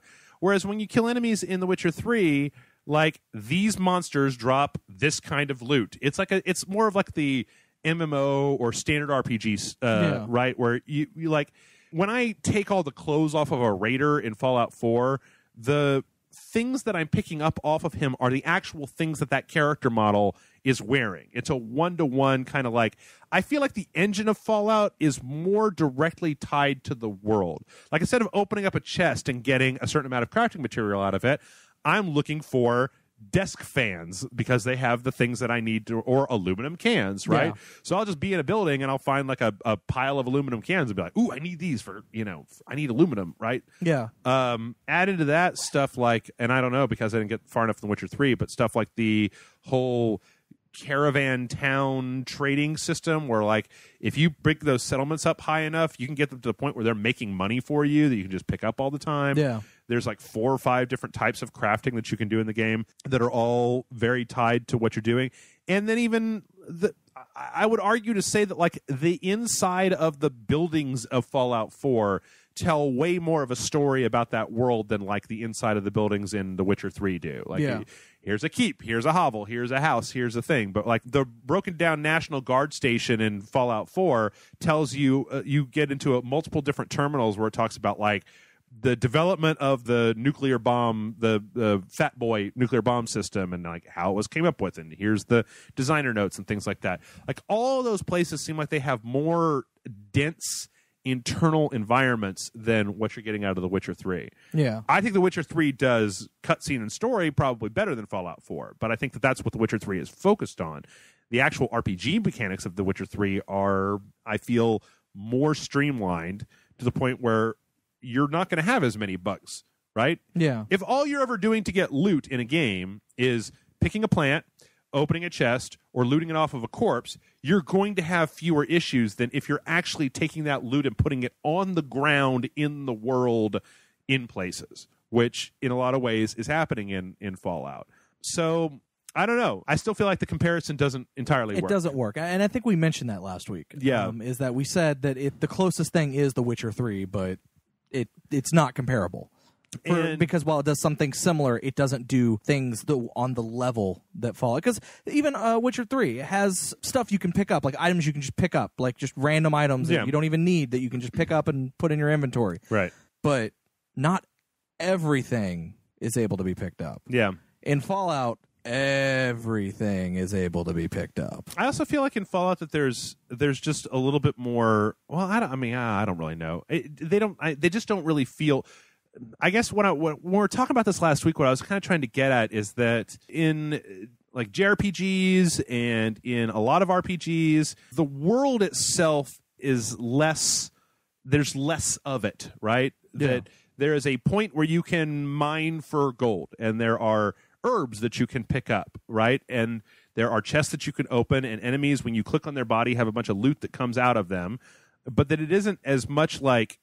It almost feels like the world of Fallout is so directly tied to the engine, like that you have to be able to... Like, there isn't a raider in that game that you can't... That isn't a character model that is equipped with a bunch of shit that you yourself can take and put on and look just like that raider did, right?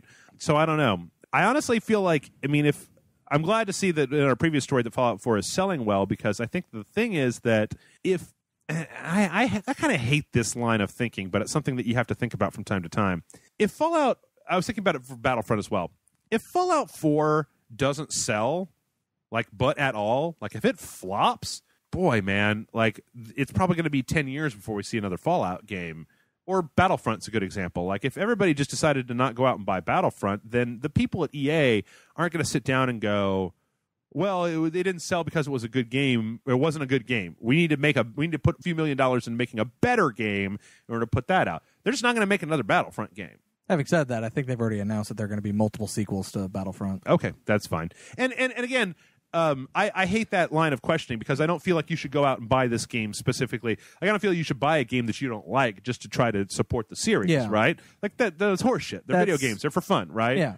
On the other hand, you know, like I don't know if we're going to see another Devil May Cry for a while. Yeah, because fans fucked that one over. I am sorry to people who are hardcore original Devil May Cry fans who just were like, fuck DMC. DMC was a good fucking game. That was a damn fine game that did not deserve a lot of the critique that it got. There was, don't get me wrong, there were some issues with it, but it was a good game. We will never see another game in that franchise, probably, because you guys fucked it up. Well, maybe. Probably not another one from the same developer, probably not in the same universe, but I don't know. I actually, at this point, I don't know, man. Capcom is so all over the goddamn place. Yeah, true. But yeah, I mean, that's really the question, and I don't know that last week it spawned a lot of actual discussion about three questions, right? Is if a game launches and it's buggy, should we put up with it, right? If a game launches and it has bugs, are we living in an era where we're just like, hey, publishers, if your game has any bugs, we fucking hate you, right? 2, can you even evaluate this game until you see whether or not they actually go out of their way to try to fix it? I mean, like, that's maybe the question. If a game is really buggy on day one, but if somebody who's never played Fallout comes to this game 9 months later and it's been patched all to hell and it's fine and the frame rate's great and whatever, like, well, what does that say, you know? And I think we're getting to the point where, because, you know, like we've talked about, games are getting to the point where, they're getting released and they have bugs, probably more bugs than they used to, and that's because they're doing more things than games used to back in the day. Sure.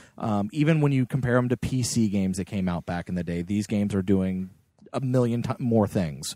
And some of them, yeah, but I mean, you get what I'm saying. Yeah. And so it's one thing to go. You have to kind of look at, and I think more of you look at, and I think a lot of people are going to look at the publisher, are going to look at what's their track history with this. Right. If they release something that ends up being broken, even if it's something they couldn't foresee, and it was plainly obvious they couldn't foresee that this bad thing was going to happen. Sure. Whatever it may be. Mm-hmm. And do they go, well, we'll get to it eventually to fixing that? Or do they go, we hear you, we're working on it, we'll get it out to you as quickly as possible? Yeah. And, you know, do they actually have a conversation with the community about, okay, what is broken? Okay, we didn't know that was broken. Let's fix it. Right. And let's try to fix it as quickly as possible. Do they do that? And do they try to make it right? Yeah. And then if a publisher like Bethesda, hell, even like the developers of The Witcher, if they have that goodwill built up, right, and if they do release a game that is buggy, and it's, again, I don't think anyone ever goes like, well, the game's good enough, let's just ship it. Yeah. I don't think any developer in the history of development has ever said that.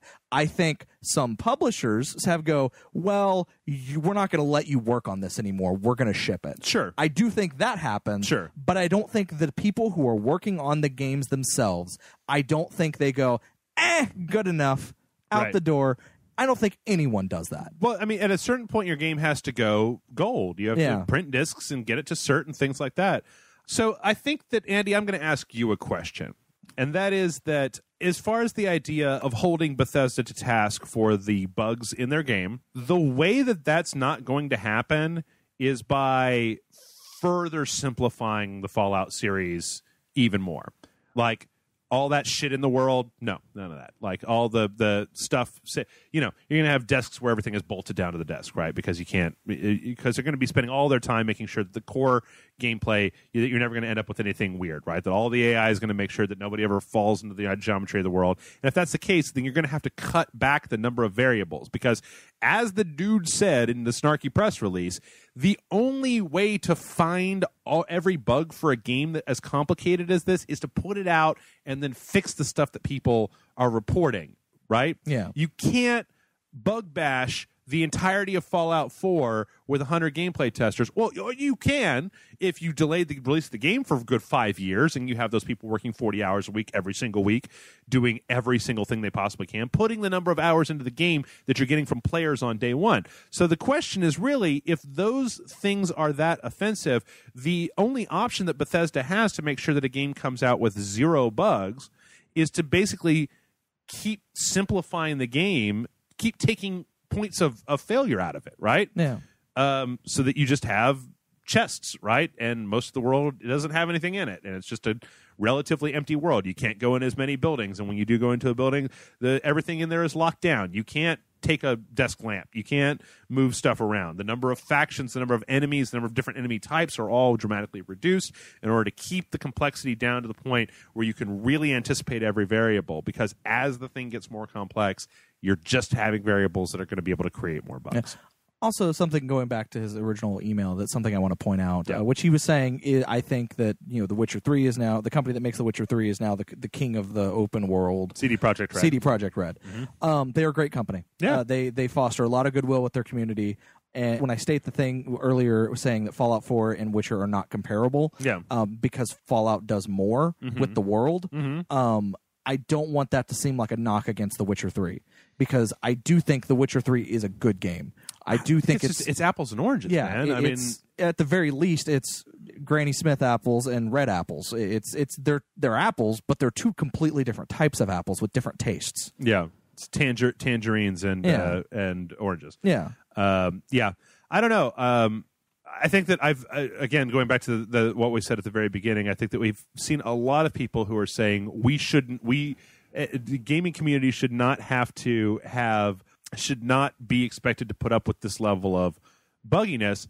I don't see a lot of people suggesting an honest-to-God way to fix that, because I think that's what you need. Is if there was just a way. I honestly don't think that it's just Bethesda cheaping out on the game. I think it's just the fact that the number of man hours you have to put in to catch all this shit is so huge that, I don't know. Anyway. Yeah. All right, our next one comes in from. I actually have a few different questions that are all kind of in the same vein. So if you haven't been digging this, you got to bear with us. So this comes in from Vova, who says, "Hey Jeff and John, I have a question for you. I feel we've been having a lot of open world games released since 2013, when the current gen consoles came out. I think developers are not using the massive upgrade from the Xbox 360 and the PS3 to make games better, but to just add something that can be a feature on the back of the box and artificially prolong gameplay. My two questions to you are, which open world games do you think would benefit from being linear, and what linear games would improve if they were in an open world?" That's an interesting question. Vova. So, yeah, this is kind of, it started off and I was just like, dude, we've already talked that shit to death. But then the question itself is really interesting. Yeah, that's actually a decent question. I'm going to say right now that the first thing that comes to mind as far as open world games that should be more linear is L.A. Noire. Hands down, bar none. L.A. Noire had no business being an open world game because there was nothing to do in the world. I would say same with Mafia 2. Yeah?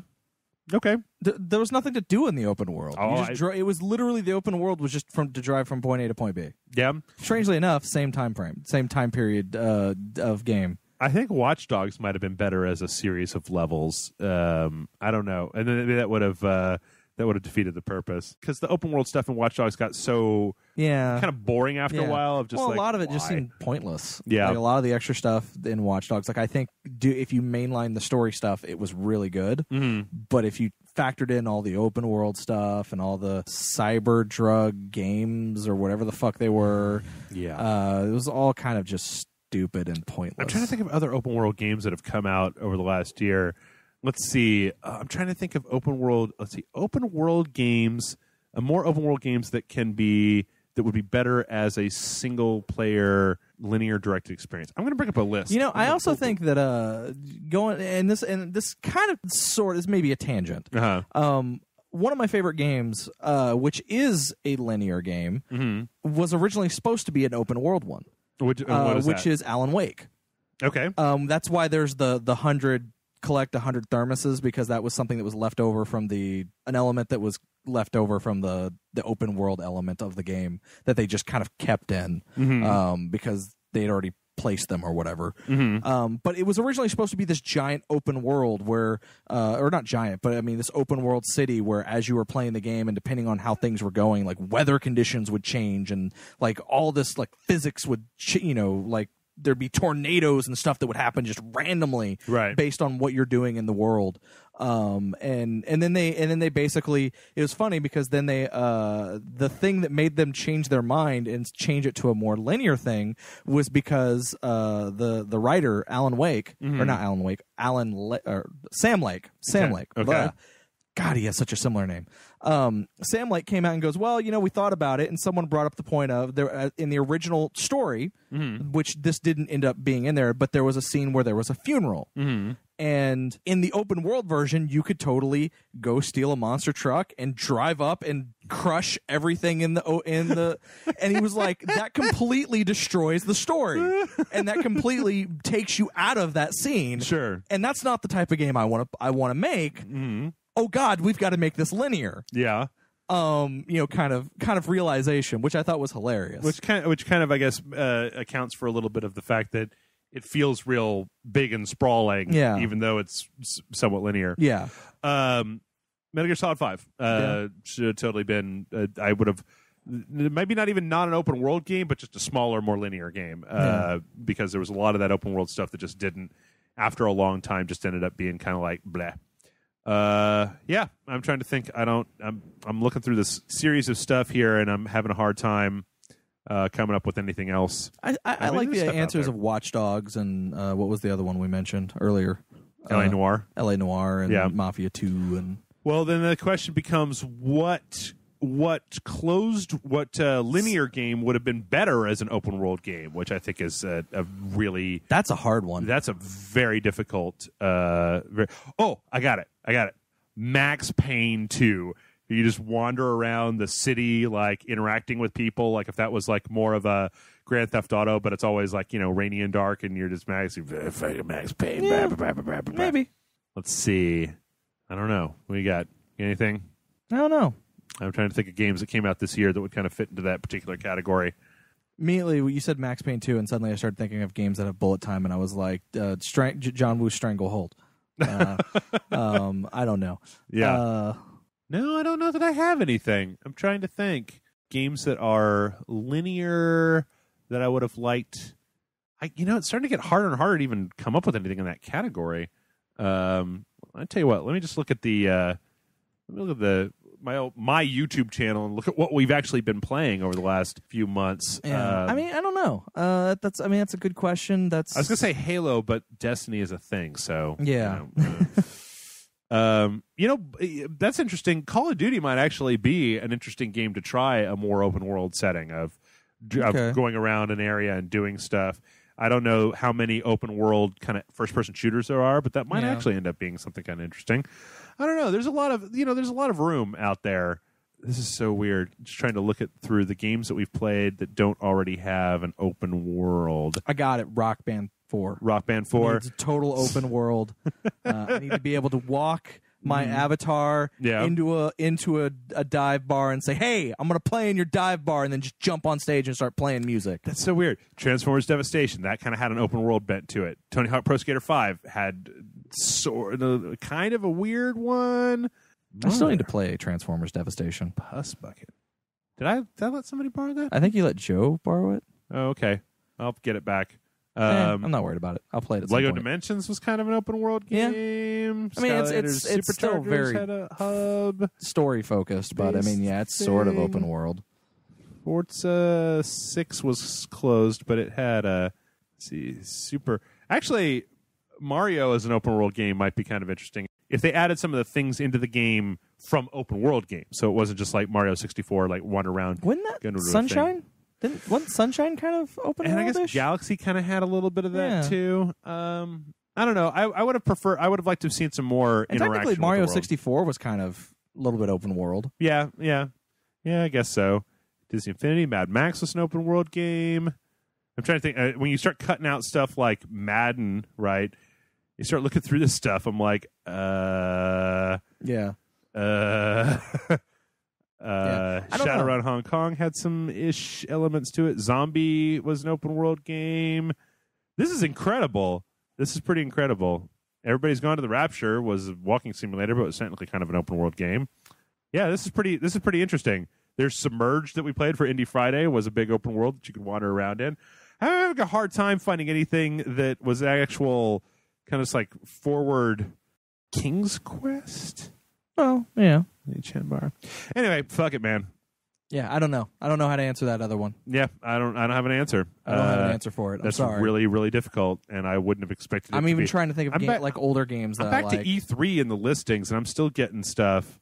Arkham Knight was an open world game. Elder Scrolls Online. I mean, look at the shit that we're doing here. There's Way of the Samurai that we played for Super Awesome Video Game Show. An open world game. Yeah. Lego Jurassic World was an open world game. Yeah, this is pretty freaky. I didn't notice this before, John. We're living in the world. We're living in a big open world these days. Anywho. All right. Well, there you go. Our next question is coming in from Detective FDRRRRR, who says, "Hey guys, on one of the Fallout videos, you mentioned that a lot of people seemed upset that Fallout 4 was easygoing on the noobs. Well, I guess I'm one of them. I really love The Witcher 3, Mass Effect, Fallout 4, and other RPGs, but I've only ever played them on the easiest difficulties. I can't for the life of me get into them if I have to play on standard difficulty. So here's my question. Do you think anything is lost from the experience by playing on the narrative/easy difficulty? Anyways, keep the great work. Loyal fan, Detective FDRRRRR. What do you think? Do you ever play on easy? I typically don't. Yeah. I know I just leave everything on normal because I don't know, like I don't see the need to go to easy. But I can totally understand someone who wants to do that. Mm-hmm. Like I can't begrudge someone for wanting to do that. Like if it's a thing where you're like, I just want to experience the story. I really don't give a shit if I'm invincible or nigh invincible and can do all this stuff that you can't do in the harder difficulties. Mm-hmm. That's cool. That's totally a way. You know, it's the game developers made the game that way. That's a viable way to play the game. Yep. You're not less of a gamer for doing it or anything like that. I mean, his specific question about do you think anything is lost? I think you lose a little bit of the gameplay experience. Yeah. I think that when you have a more challenging game, it depends on what kind of person you are, right? Yeah. As if you I also think it depends on the game. If you overcome the challenge of the game, you get a personal reward of having conquered something that was difficult, right? Otherwise known as achievements and trophies. Well, no, fuck achievements and trophies. You should be able to get along with the feeling of how awesome you are on the inside. Yes, but how will you prove to other people that you are that awesome? If you need to prove to other people, it doesn't matter, John. It doesn't matter. You're just upset that I have a higher gamer score than you. Everybody's got a higher gamer score than I do. Yeah. I play on like 6 different platforms, so if I could add up all of my achievements, trophies, and Steam achievements, I'd be probably still less than most people, but mostly because I don't. There's half of the shit that they ask you to do, like for achievements. I'm like, no, like Buttstock killed 10 people in a row in Halo 5, and I'm fuck you, achievement. You eat my dick. Yeah, that achievement can eat a dick. Yeah. But no, I don't. I mean, the thing is that what it comes down to for me is I feel that there's a level of challenge, and if you're not the kind of person who plays all this shit all the time, or if you're a person who gets easily frustrated, right?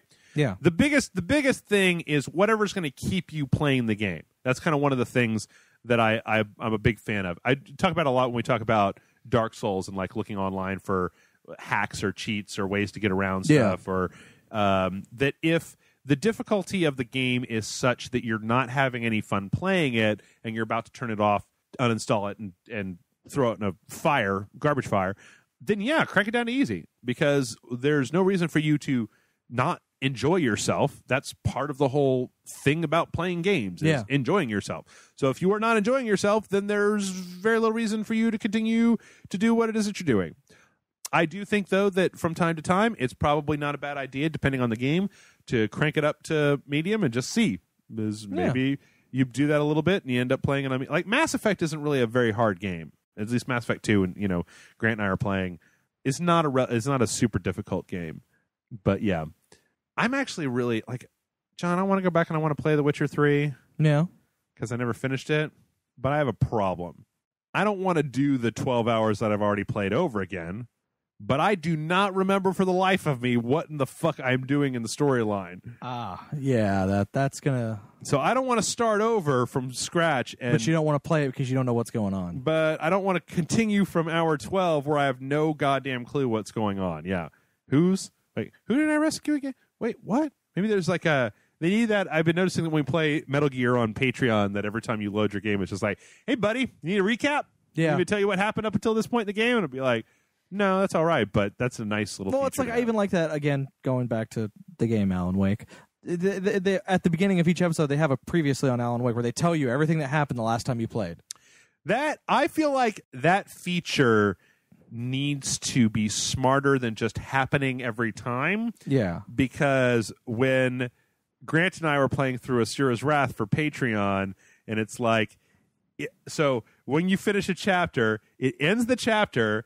It shows you end titles. It says next up on Asura's Wrath, and then like previously on, and then it starts the next chapter, and then it's like, oh my god, it takes for fucking ever. Okay, yeah, no, that's a little obnoxious. I mean, more like when you start, because even when you do it, when you like save in the middle of the game and you come back to it, it'll actually say, okay, previously the last time you were playing, right, this is what you were doing. Yeah, there's been a couple games that do like slideshows, like during the loading screens, right? Yeah, it'll just be like, yeah, then that's happened. I think not The Last of Us. Somebody else did. Anyway, our next question comes in from Brandon. Brandon says, hello, prophets of the dong. Brandon here with a question that needs your knowledge. This is mainly for Jeff, because being that I know he already has experience in this. I have 2 years left of college and want to move out of cold-ass Colorado to a warmer state. I have to ask, how do you go about moving out of state? Do you move and then look for a job or apply out of state hoping that they will give you the time of day? Thanks for all the hard work you put into making this the only gaming site I follow. P.S. Jeff, after meeting you and Jason in September, I must say that you are both are much tall as shit. Granted, I'm a short guy. Oh, Brandon. I remember Brandon. Jason called me. I think I was like on a Sunday and was like, "Hey man, this guy's in town. You want to have lunch with him?" And I was like, "Yeah, all right." Have you ever moved from city to city? You came here from Houston, though, yeah, right? I moved from Houston to here. Yeah. How'd you go about it mechanically? I rented a really big U-Haul and loaded everything into the U-Haul and drove it. Did you have a place already set up? Well, okay.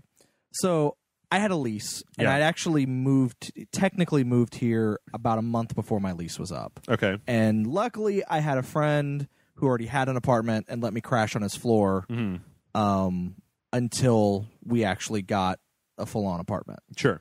And then once me and another friend got our apartment, I then my lease was about to end, so I loaded up everything. Do you have a job lined up already? Yeah. I had moved there because of a job. Okay. Moved here because of a job. When I moved from here to Seattle, I was younger, so I would basically put everything that could fit into my car at the time, trunk and back seat. It was a 2-door, like a what the hell car was that?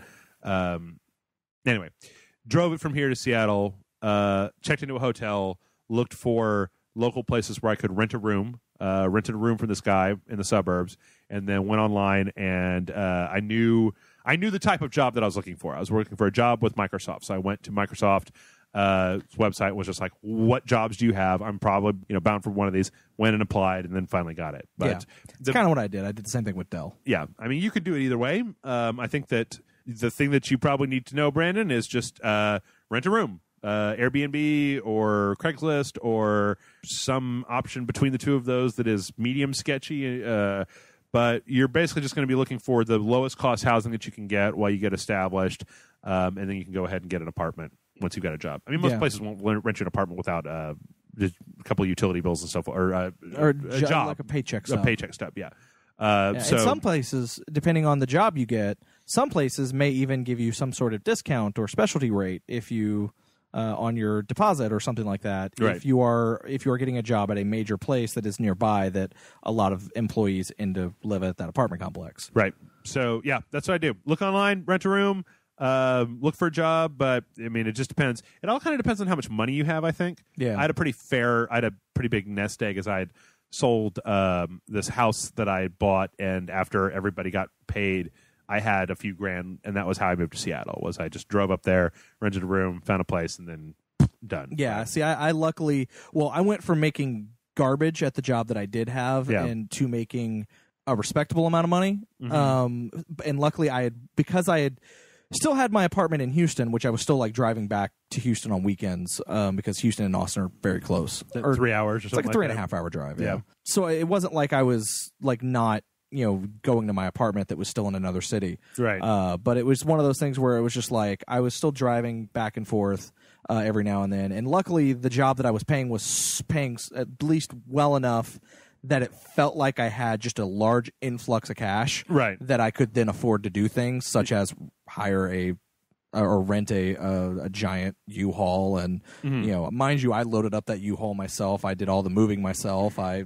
And even and to help it out, I even did things where I would load up when I would go to visit Houston on during the weeks where I was just working. When I'd be on there, I'd load a couple boxes of DVDs or something and drive those up and put those in my friend's closet or in a store or rent a store. Like I think my friend had rented a storage room and he let me use some of that spot, and I paid him like $25-$30 Yep. to use his storage room for a couple of weeks. Yep, that's the other thing you can do is if you're coming down here with all your stuff, then you're probably going to need to consider renting out a storage unit. Get a storage unit, put everything in the storage unit.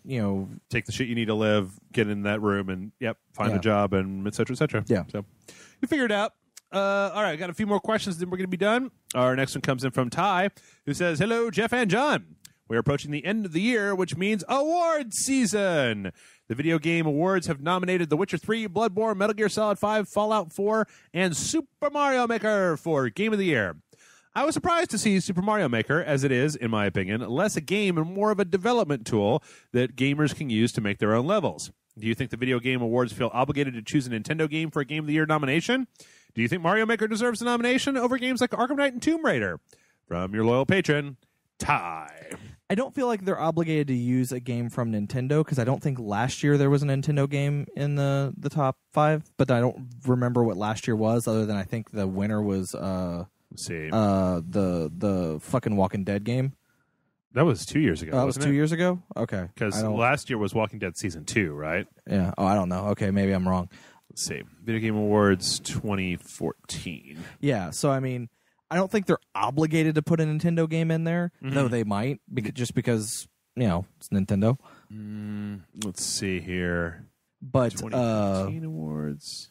But I also feel like they do have to have that one dark horse pick. Yeah. With the one or wild card or however you want to pick it, where it's like it's a game that most people would be like, that doesn't belong there, but they totally put it in there because it's a really good game for whatever reason. And, it could be the winner, it may not. And I actually do consider Mario Maker a game because it is a game. There is definitely a game level of it. Now, it is a development tool, but it's just as much as a game as such as, Little Big Planet. Yeah. I mean, it is. Unless you're saying that Little Big Planet is not a game and is a development tool as well. I think that no. See, I think that he said that, but I think that the part of the question that probably deserves a little bit more scrutiny is that you have Mario Maker in there at the cost of, say, Arkham Knight or Tomb Raider or Halo or. I don't think as good as Arkham Knight was, I don't think they would get away with putting it in the Game of the Year because of the PC release. Now, I guess think that is that something you should be taking into account? I don't know. I mean, yeah. I mean, maybe. Yeah. I mean that might be because I mean, how broken is the game on one or all of the platforms is definitely something you need to rate. Does that if a game is so broken on one of its platforms that the company pulls the game off the platform for how many months and then brings it back still broken, but maybe not as broken, and then says, oh, and if you want a full refund regardless of how much you've played it, we'll give you a full refund. You got to look at it and go, that's got to affect the score, or got to affect your look at the game on whether that game can be considered game of the year.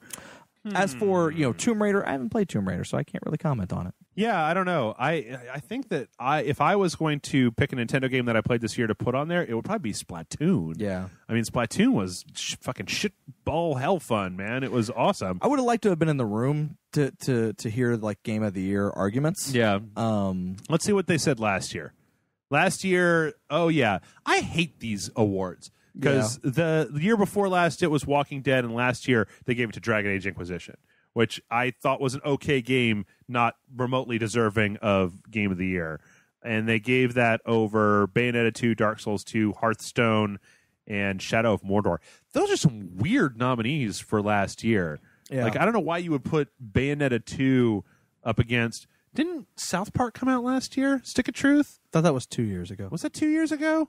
The fuck, man. Anyway, I don't know. Best independent I don't game. even remember. Like, you mentioned that, and I'm like, I don't even remember that. I don't remember that I apparently didn't pay attention to that award show. They gave Nintendo Developer of the Year. I don't know why. What did they put out last year? Okay, Destiny, Alien Isolation, Child of Light. I'm just looking at South Park. That was last year. They gave Valiant Hearts: The Great War Best Narrative over Walking Dead Season 2, South Park: Stick of Truth, The Wolf Among Us, and Wolfenstein: The New Order. Oh, okay, so I guess Stick of Truth did come out. They gave Trey Parker Best Performance in South Park's The Stick of Truth. That shit is the fucking Best Visual Effects category of video games, bitch. So here's the thing, and here's what I feel about this award show. Right. Is it's less an award show to prove what is the best of whatever. Yeah. Because it really feels like, what are the games we want to honor? Okay, well, we got to call one of these the best, so what's the best? Okay, we'll make this one the best. Right. Okay, but we'll also put these nominees in there to kind of make people be like, oh, what's the best? Is it one of these? Yeah. And then this game, we don't really know how to showcase it, so let's just make up a category. Yeah. Best performance in a video game. Great. We'll make it as Trey Parker, who's just playing the same fucking character he plays in a TV show. See, Ty, here's the thing. Is it any awards show that's going to give Best Role-Playing Game to Dragon Age Inquisition over Dark Souls 2 can suck my sunlight, bitch. Like, fuck that. That game is not a bad game, but Dark Souls 2 was a better game. Like, I'm sorry, Dragon Age. I'm sorry, BioWare. I'm going to let you finish. But Dark Souls 2 was role-playing Game of the Year. Maybe you give Game of the Year to Dragon Age Inquisition, but I know that you're not going to sit here and be like, the phenomena and the well-crafted experience that is Dark Souls 2 is going to lose out to just the 16th BioWare here, have a role-playing game, I guess. Whatever. Is there any real character customization? Yes, you can make a character look ugly 16 different ways because the character creator is under a green light and you've got to go through 6 minutes of cutscenes before you can even see what your character looks like. I spent 2 hours making my character in Dragon Age because every time that I finished and got into the world, it looked completely different when they weren't shining a fucking green light on their face. It's like, oh, bitch. And then I don't know. Sorry. You're very passionate about this. Hey, you know what? When I killed the dragon in Aldia's Keep in Dark Souls 2, that was an accomplishment. I mowed through 5 dragons one day in Dragon Age Inquisition and was just like, hold down it's R1 Tuesday. Until they die, then hit the square button. Boo. Yeah. So my answer to your question about do you think the Video Game Awards feel obligated to choose Nintendo for a Game of the Year nomination is fuck the Game of the Year Awards. And fuck Spike TV while I'm at it. Actually, I don't think Spike TV is associated with them anymore. Okay. Well, whoever runs this shit... last year was the first year where Spike TV wasn't associated. I think you can thank Jeff Keighley and fuck Jim Jeff Trailers. I'm tired. I want to go to sleep. Yeah, then fuck everybody. Yeah, I always thought that shit was horse shit. Like, who gives a crap? That's I guess the thing that I come down to is like I want to go back to E3, John, and before I go, I want to make a whole bunch. Like, I don't know, you've never actually gotten to go to E3, right? No, okay. Thanks for rubbing it in. Sorry. So you know when like on a Game Box or when they're doing a thing where they'll be like E3 award best blah blah blah GameSpot or whatever, right? Like the booths for those games, it's like those guys just walk around with like these little stickers, and then they're like, "Oh man, this is the best thing I played today. Here, you get the greatest role playing game of all time. You just put it up on your thing and see. I want to make a bunch of those for Rage Select. It's like, fuck yeah, awesome, Rage Select. And then just like go to all of the worst games I can find at E3 and be like, I want you to have this. Nobody's giving you any awards. Have this. So you want Rage Select to be the participation ribbon? No. It's got to be a legitimately bad game. It can't just be mediocre or boring. It's actually got to be offensive. Like, it's got to be, well, it's going to be hard. So the new Nancy Drew game is definitely going to get that award. That Sherlock Holmes booth that they had set up where they droned on for like 20 minutes about the new Sherlock. Yeah, they're getting it. No, but what I'm trying to say, Ty, is awards in all forms that are not cash or a contract for $17 million are garbage. The Academy Awards have been garbage for the last 2 decades. They don't ever pick anything that I give a shit about. And so has all the video games. So is what's the other one where you got to pay like $500 to get considered some kind of like the digital fucking I don't know. This is, you know what? We're gonna start our own award show called the Ragies. Yeah, and we're gonna have like blackjack and hookers. That's right. And so there. Yeah. We're gonna have really official categories like best game that is by From Software. Yes. Yes. I like that. I was just about to say that like that. Like for Jeff, best game parentheses Dark Souls category. Best game parentheses not Dark Souls category. Yeah. Bloodborne's the best game ever. Best game Dark Souls category. Best game Metal Gear category. Best game Fallout category. Best game like you see where I'm going with this. Best game Batman category. And you know what? Then you can all be my special winning children video games. Best game Star Wars category. Disney Infinity 3.0. No, I'm just kidding. It's not. I can't believe how good Star Wars Battlefront looks. It looks good. It looks great. Yeah. And I feel like EA they've spent a decade putting time into that dumb Frostbite engine. Yeah, and it's DICE finally working. Frostbite looks great, and DICE is making it look good. Yeah, I mean, just like the particle effects, lighting. I mean, it looks better than fucking Halo. Yeah, it looks better than Call of Duty, man. Yeah. Call of Duty kind of looks like great shit this year. It's all dark streets and I don't know, just nothing. So you heard it here first. Mark your calendars for the future for the first annual Rage Select. Or as I'm calling them, the Ragies. The Ragies. I've got a raging Ragie. This next one comes in from Tristan, who says, greetings again from the San Diego area Dog Lords with another podcast question. What real-life items remind you of a video game over their original purpose? For example, Christmas bells no longer remind me of Christmas, but the bells of awakening in Dark Souls. You got me hooked, Jeff. Thank you. Hey, you're welcome. It'll ruin you eventually. Also, where do you fall on the speculation of Marvelous Chester being a Yharnamite? I'll grant you his attire looks more like that of a citizen of Yharnam than the dubious Karam he actually is. However, the Abyss from Dark Souls did reach through space and time, and the eldritch powers of Bloodborne are not limited to one plane of existence or one universe. It would be Nito, and he spells that Nito, like Gravelord, if they did put Marvelous Chester in as a nod to Dark Souls, but the Lorehounds might take it as merging of the two. What are your thoughts on this? Keep the bonfire lit, Tristan. All right, so first off, let's answer Tristan's normal question. What items in real life make you think of video games more than dildo bats? Dildo bats? Dildo baseball bats? I mean, you see them everywhere these days. Yeah, you do. It's weird. You know, I got to tell you, anytime that I'm playing a Bethesda game, and especially Skyrim, and then I'd be walking my dog, and I would see just a bunch of flowers, and I'd be like, I need to pick that. I'm going to make a potion. Boop. I think about other stuff in real life that reminds me of video games, but okay, so there's, and you may have seen these, because it's actually on the road not far from here. But on my way to work, because I strangely enough work near Jeff, there's a turn, and on the turn they put these green like arrow things on the ground, like painted on the ground, and they always remind me of the squares in Mario Kart that where you go and instantly it's going to make you zoom fast, and I'm like, oh god, gotta prepare my. Oh yeah, that's right, they're just paint. Yeah. Every time I see bricks, I just try smashing my head up against them just to see what happens. But that explains the bumps on your head. Yeah. And the odd shape of your head. Yep. As to your other question, so John, I know that you don't know this because this is some Dark Souls 1 stuff, but in the Artorias of the Abyss expansion, there is a character called Marvelous Chester. And he looks marvelous. He's got kind of like a Guy Fawkes mask and a top hat and this very Victorian outfit. He's got a big crossbow and I think a rapier, if I'm not mistaken. And he's just standing around being creepy. And eventually, I think that in my game, he's just standing. He's a merchant, and you can just kind of talk to him. I think you can also fight him. He invades your game at one point, but I don't think I managed to beat him. But he looks a lot like the way that the people in Bloodborne are dressed. And both Bloodborne and Dark Souls have a moving amongst various dimensions bent to them. Yes. So what do you think? Did Marvelous Chester fall through the abyss and end up in Lordran? No, it's possible. Yeah, could Yeah, be. I mean, he looks. I mean, if you were to put his character, from what I'm looking at, the pictures you're showing me, if you were to put his character in Bloodborne, yeah, I would not think he'd look out of place. no, not at all.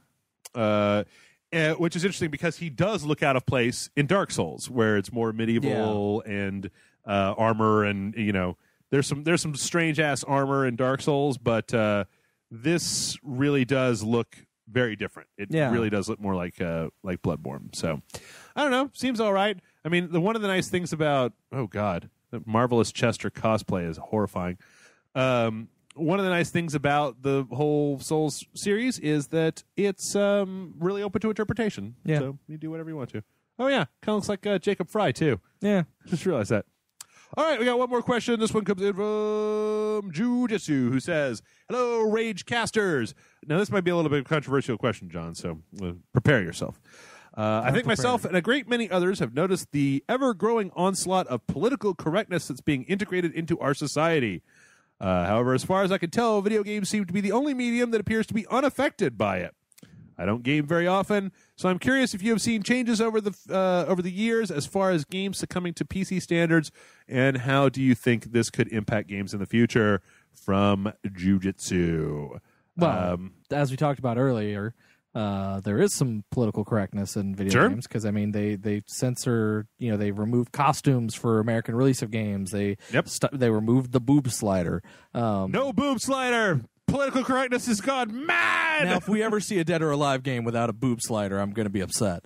That's the whole game, isn't it? It's like 90% of the game. I mean, you go to that one page, you turn it all the way up to 99, and then they're literally just hitting themselves in the face. You turn the age, quotey fingers age up to 99, and then the boobs act like no boobs ever have in the world. Like they're doing damage to themselves every time they move because they're hitting themselves in the face. Yep. Yeah, I was thinking about this, John, and Jiu-Jitsu's question here is kind of framed as I have a lot of mixed feelings about political correctness, right? Some days I kind of take it a case-by-case basis, right? Some stuff is fine, and some stuff I find kind of silly, right? Yeah. Generally speaking, I think that I was more upset about just political correctness going mad or whatever until I realized that I'd basically been living my entire life as a politically correct person anyway. So it didn't really matter all that much to me. You son of a bitch. But I think it has. I think that you're seeing a lot. Well, and I think that specifically the way that you see the PC stuff manifesting itself in games is with gender and sexual identity, right? Yeah. And I mean, hell, Lara Croft is no longer considered a sex icon. Which, in all honesty, in those early games, they promoted her like a sex symbol. Sure. To gamers. Sure. That's the way she was depicted. Yep. And now she's an actually fully fleshed out character. I mean, not that she wasn't a fully fleshed out character before anyone jumps down my throat, but I mean, she's more depth, and she's not dressed as she's a real person, not here's a sexualized female character who also has some actual character depth behind her. And now it's more of here's a character. Yeah. Sorry, that may have been. No. I got what I think. I got what you're saying. The thing that I was actually thinking about is just that, we're just seeing a lot more games with ladies in them. Yeah, and which is great. I don't have any problem with that. Mostly, this kind of goes back to a thing that goes to all the time. I don't give a fuck, dude, lady. Pick a race, pick a gender identity. I play games with lizards and robots and catmen and fucking gods with 6 arms that punch Buddha back into space. It doesn't matter what it is. It doesn't fucking matter. I mean, I think that I don't think you would have had Jacob and Evie in Syndicate if it wasn't for last year's little brush up about Arno in Unity and not having the ability to play as a lady character there. In the multiplayer, yeah. Honestly, the way that it comes down for me, and I'm real tired, so maybe ask me tomorrow and I'll be like, did I say that? But honestly, I don't care. I don't care what the avatar on the screen looks like. So for me, I'm just like, you know what? Do you ladies want some ladies on the screen to play your lady games? Fucking whatever. I don't care. Make them all ladies as far as I care. Fucking I don't care. I just don't care. Because to me, what I'm doing with that character is far more important than the person who's voicing them and what they look like on the screen. I just don't have enough of an attachment. Like, people are always talking about how, like, oh, Jennifer Hale is so good as Shepard and the dude is so bad as Shepard. And I'm just like, I don't care about that. Like, I'm having a hard time even really getting what people are talking about when they talk about how the dialogue in Fallout 4 is flat, but people are just like, it's so terrible. And I'm like, Resident Evil is so terrible, okay? Like, though I will admit, I just did a storyline that had to do with the Silver Shroud. I don't know if you played that. No, I haven't finished that one yet. Oh my god! If you actually play it, because spoilers, I guess. You actually can dress up as the Silver Shroud during the storyline, right? And you're supposed to act like him, right? And your character hams it the fuck up, right? It's amazing. Well, see, that's the thing, is that when I've been playing it, I found that I don't give a shit what my character says. Yeah, but like, okay, so the default character voice acting in Fallout 4, bad. Hey, Nick Valentine's on point, man. Like, listen to that dude talk. He's got it down. He's got the patter down. I started having him walk around with me, and I'm like, yeah, I don't want any other companions. Because like, I don't even, like, your point was you want him because he unlocks all the terminals. I'm like, I don't even really care about that. I just like having Nick around. Oh, and you know what? When we were doing the streaming last week, there was somebody that was like, there's this French robot that you can go get. I did that. That's great too. I've now swapped Nick out for her. She's a cool companion. Cool. Anyway, to go back to what he's saying, yes, I feel like there has definitely been a shift in the way that I feel like there's different types of games that we wouldn't have seen before, and I'm fine with that because there's still plenty of games. As long as the controls are good, and the story is if there is a story to it, as long as the controls are good, the gameplay is fun, and the story, it makes me want to know more. Yeah, and it is entertaining. That's all I care about. Yeah, I don't care if it's a female character. I don't care if it's a guy character. I don't care if I'm playing as a dog or as a donut. Somebody in the comments, there's a few people that were like, they seemed like they were really upset at the fact that they put Ned Wyatt into Assassin's Creed Syndicate, who's a transgender character. It's like a lady, and she's dressed up like a dude and identifies herself as Ned or whatever. Which is based on a real person. Okay, I couldn't tell if it was based on a real person because when I Googled it, all I got back was Syndicate. But I'm just like, I don't fucking care. It's just a quest giver. Yeah, it's actually based on a real life person who cross-dressed. Okay, that's fine, man. You do whatever. But for me, I guess I don't get really that bent out of shape about it because at the end of the day, like, whether I'm playing as a dude or a lady and I'm taking orders from like a dude or a dude dressed like a lady or a lady dressed like a dude or a lady dressed like a lady, they're telling me where to go, and then I'm going to shank a bunch of people there, and then I'm going to get experience points and loot and stuff like that. I don't care. And so, but yes, I feel like there's more. The more individual games that come out, like Wolf the Red Hood Diaries, and there was one called Shark Fin Soup that was like a roguelike that you played that had a lady, like a Little Red Riding Hood was the main character. And I feel like there's more games out there that have lady protagonists in them. And I feel like that's probably a direct result of all that stuff going on. Crypt of the Necrodancer. Crypt of the Necrodancer. But see, that's the thing. It would Crypt of the Necrodancer be any different if it was a dude that you were playing as instead of a lady? Yes. Yes? Yes. Why? I don't know. I don't think it'd be. I don't know. Like, I feel like they would ham it up. Yeah. Because I don't know. Like, when you do games based around dudes, you either do it as a a funky black man, or it's the Night at the Roxbury guys being obnoxious. It's they either go one of those two ways. Wait, I'm sorry. I'm very tired. You said. Okay. Funky. Okay. No. Okay. I thought that you were saying whenever a video game has a dude main character, it's either a funky black man or dancing. Like no, I know. Main character. It clicked together in my head, but at first I was just like, wait a minute, John. Are you telling me that every video game you've ever played is either a funky black man or Night at the Roxbury? Yes. Because I need to see your character build for Fallout 4 right now. How funky is your black man in Fallout 4? No. He's one of the Night of the Roxbury guys. Oh, okay. He's Will Ferrell. Okay. No. Almond Space, on the other hand, no. But dancing characters. Yeah. I mean, they're one of those two. They always seem to fall into one of those two whereas Crypt of the Necrodancer, there's a lot of depth to her character, even though it's really? a dungeon. I don't think I played it enough. Okay, there's not a whole lot of story, but I mean there is a whole thing with her character, and there's a lot there that I just feel like maybe wouldn't be there if it was a male character. Yeah. Okay. So I maybe I'm wrong. Yeah, maybe so. I don't know. I haven't played it. All I know is that it matters so little to me that I can't bring myself to get upset about it. Yeah. I mean, in Battlefront, you can pick a lady stormtrooper or dude stormtrooper, and in the stormtrooper armor, they look almost identical. The lady stormtrooper maybe has a little bit more hip butt stormtrooper thing. Yeah. Where you're like, that is a kind of a sexy stormtrooper, but I just don't care, and I am past the point where I'm going to get bent out of shape. So yes, is the answer to your question, Jiu-Jitsu. There probably have been changes to the gaming climate due to political correctness. I also don't think that's a thing that's exclusively happened over I don't think it's limited to the last couple years. I think it's been a thing that's been happening for a long time now. So there's that too. The video games are a reflection of the artistic culture and society and the feelings of the people that write and create them. So if those people are being influenced by this stuff, then it's probably going to filter into games. So there you go. Except for Japan, right? Just buy a Japanese Wii U and import all of the sexy bikini costumes and boob sliders that you want. I say boob sliders for everybody. I don't care. Give everybody a boob slider. Male protagonist boob slider. Boob slider all the way. Yep. They don't get a crotch slider. Nope. Not like our favorite game, Saints Row. Like no, they get appeal. They get a boob slider. Everybody gets a boob slider. Boob sliders for everybody. Look under your chair. I'm like the Oprah of boob sliders. Anybody's got a problem with a game having a boob slider, you can come talk to me, and I'll be like, I don't care, and neither should you. Setting your boob slider to 100. Yeah, that's right. And that is our show for this week. Let's end on a high note with the boob slider.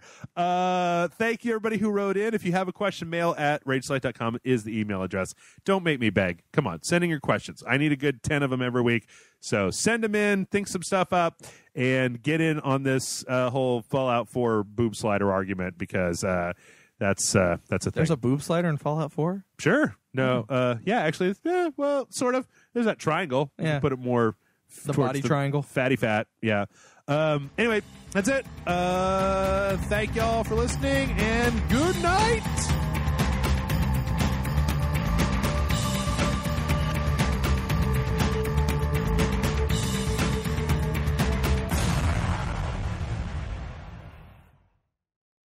Boob slider.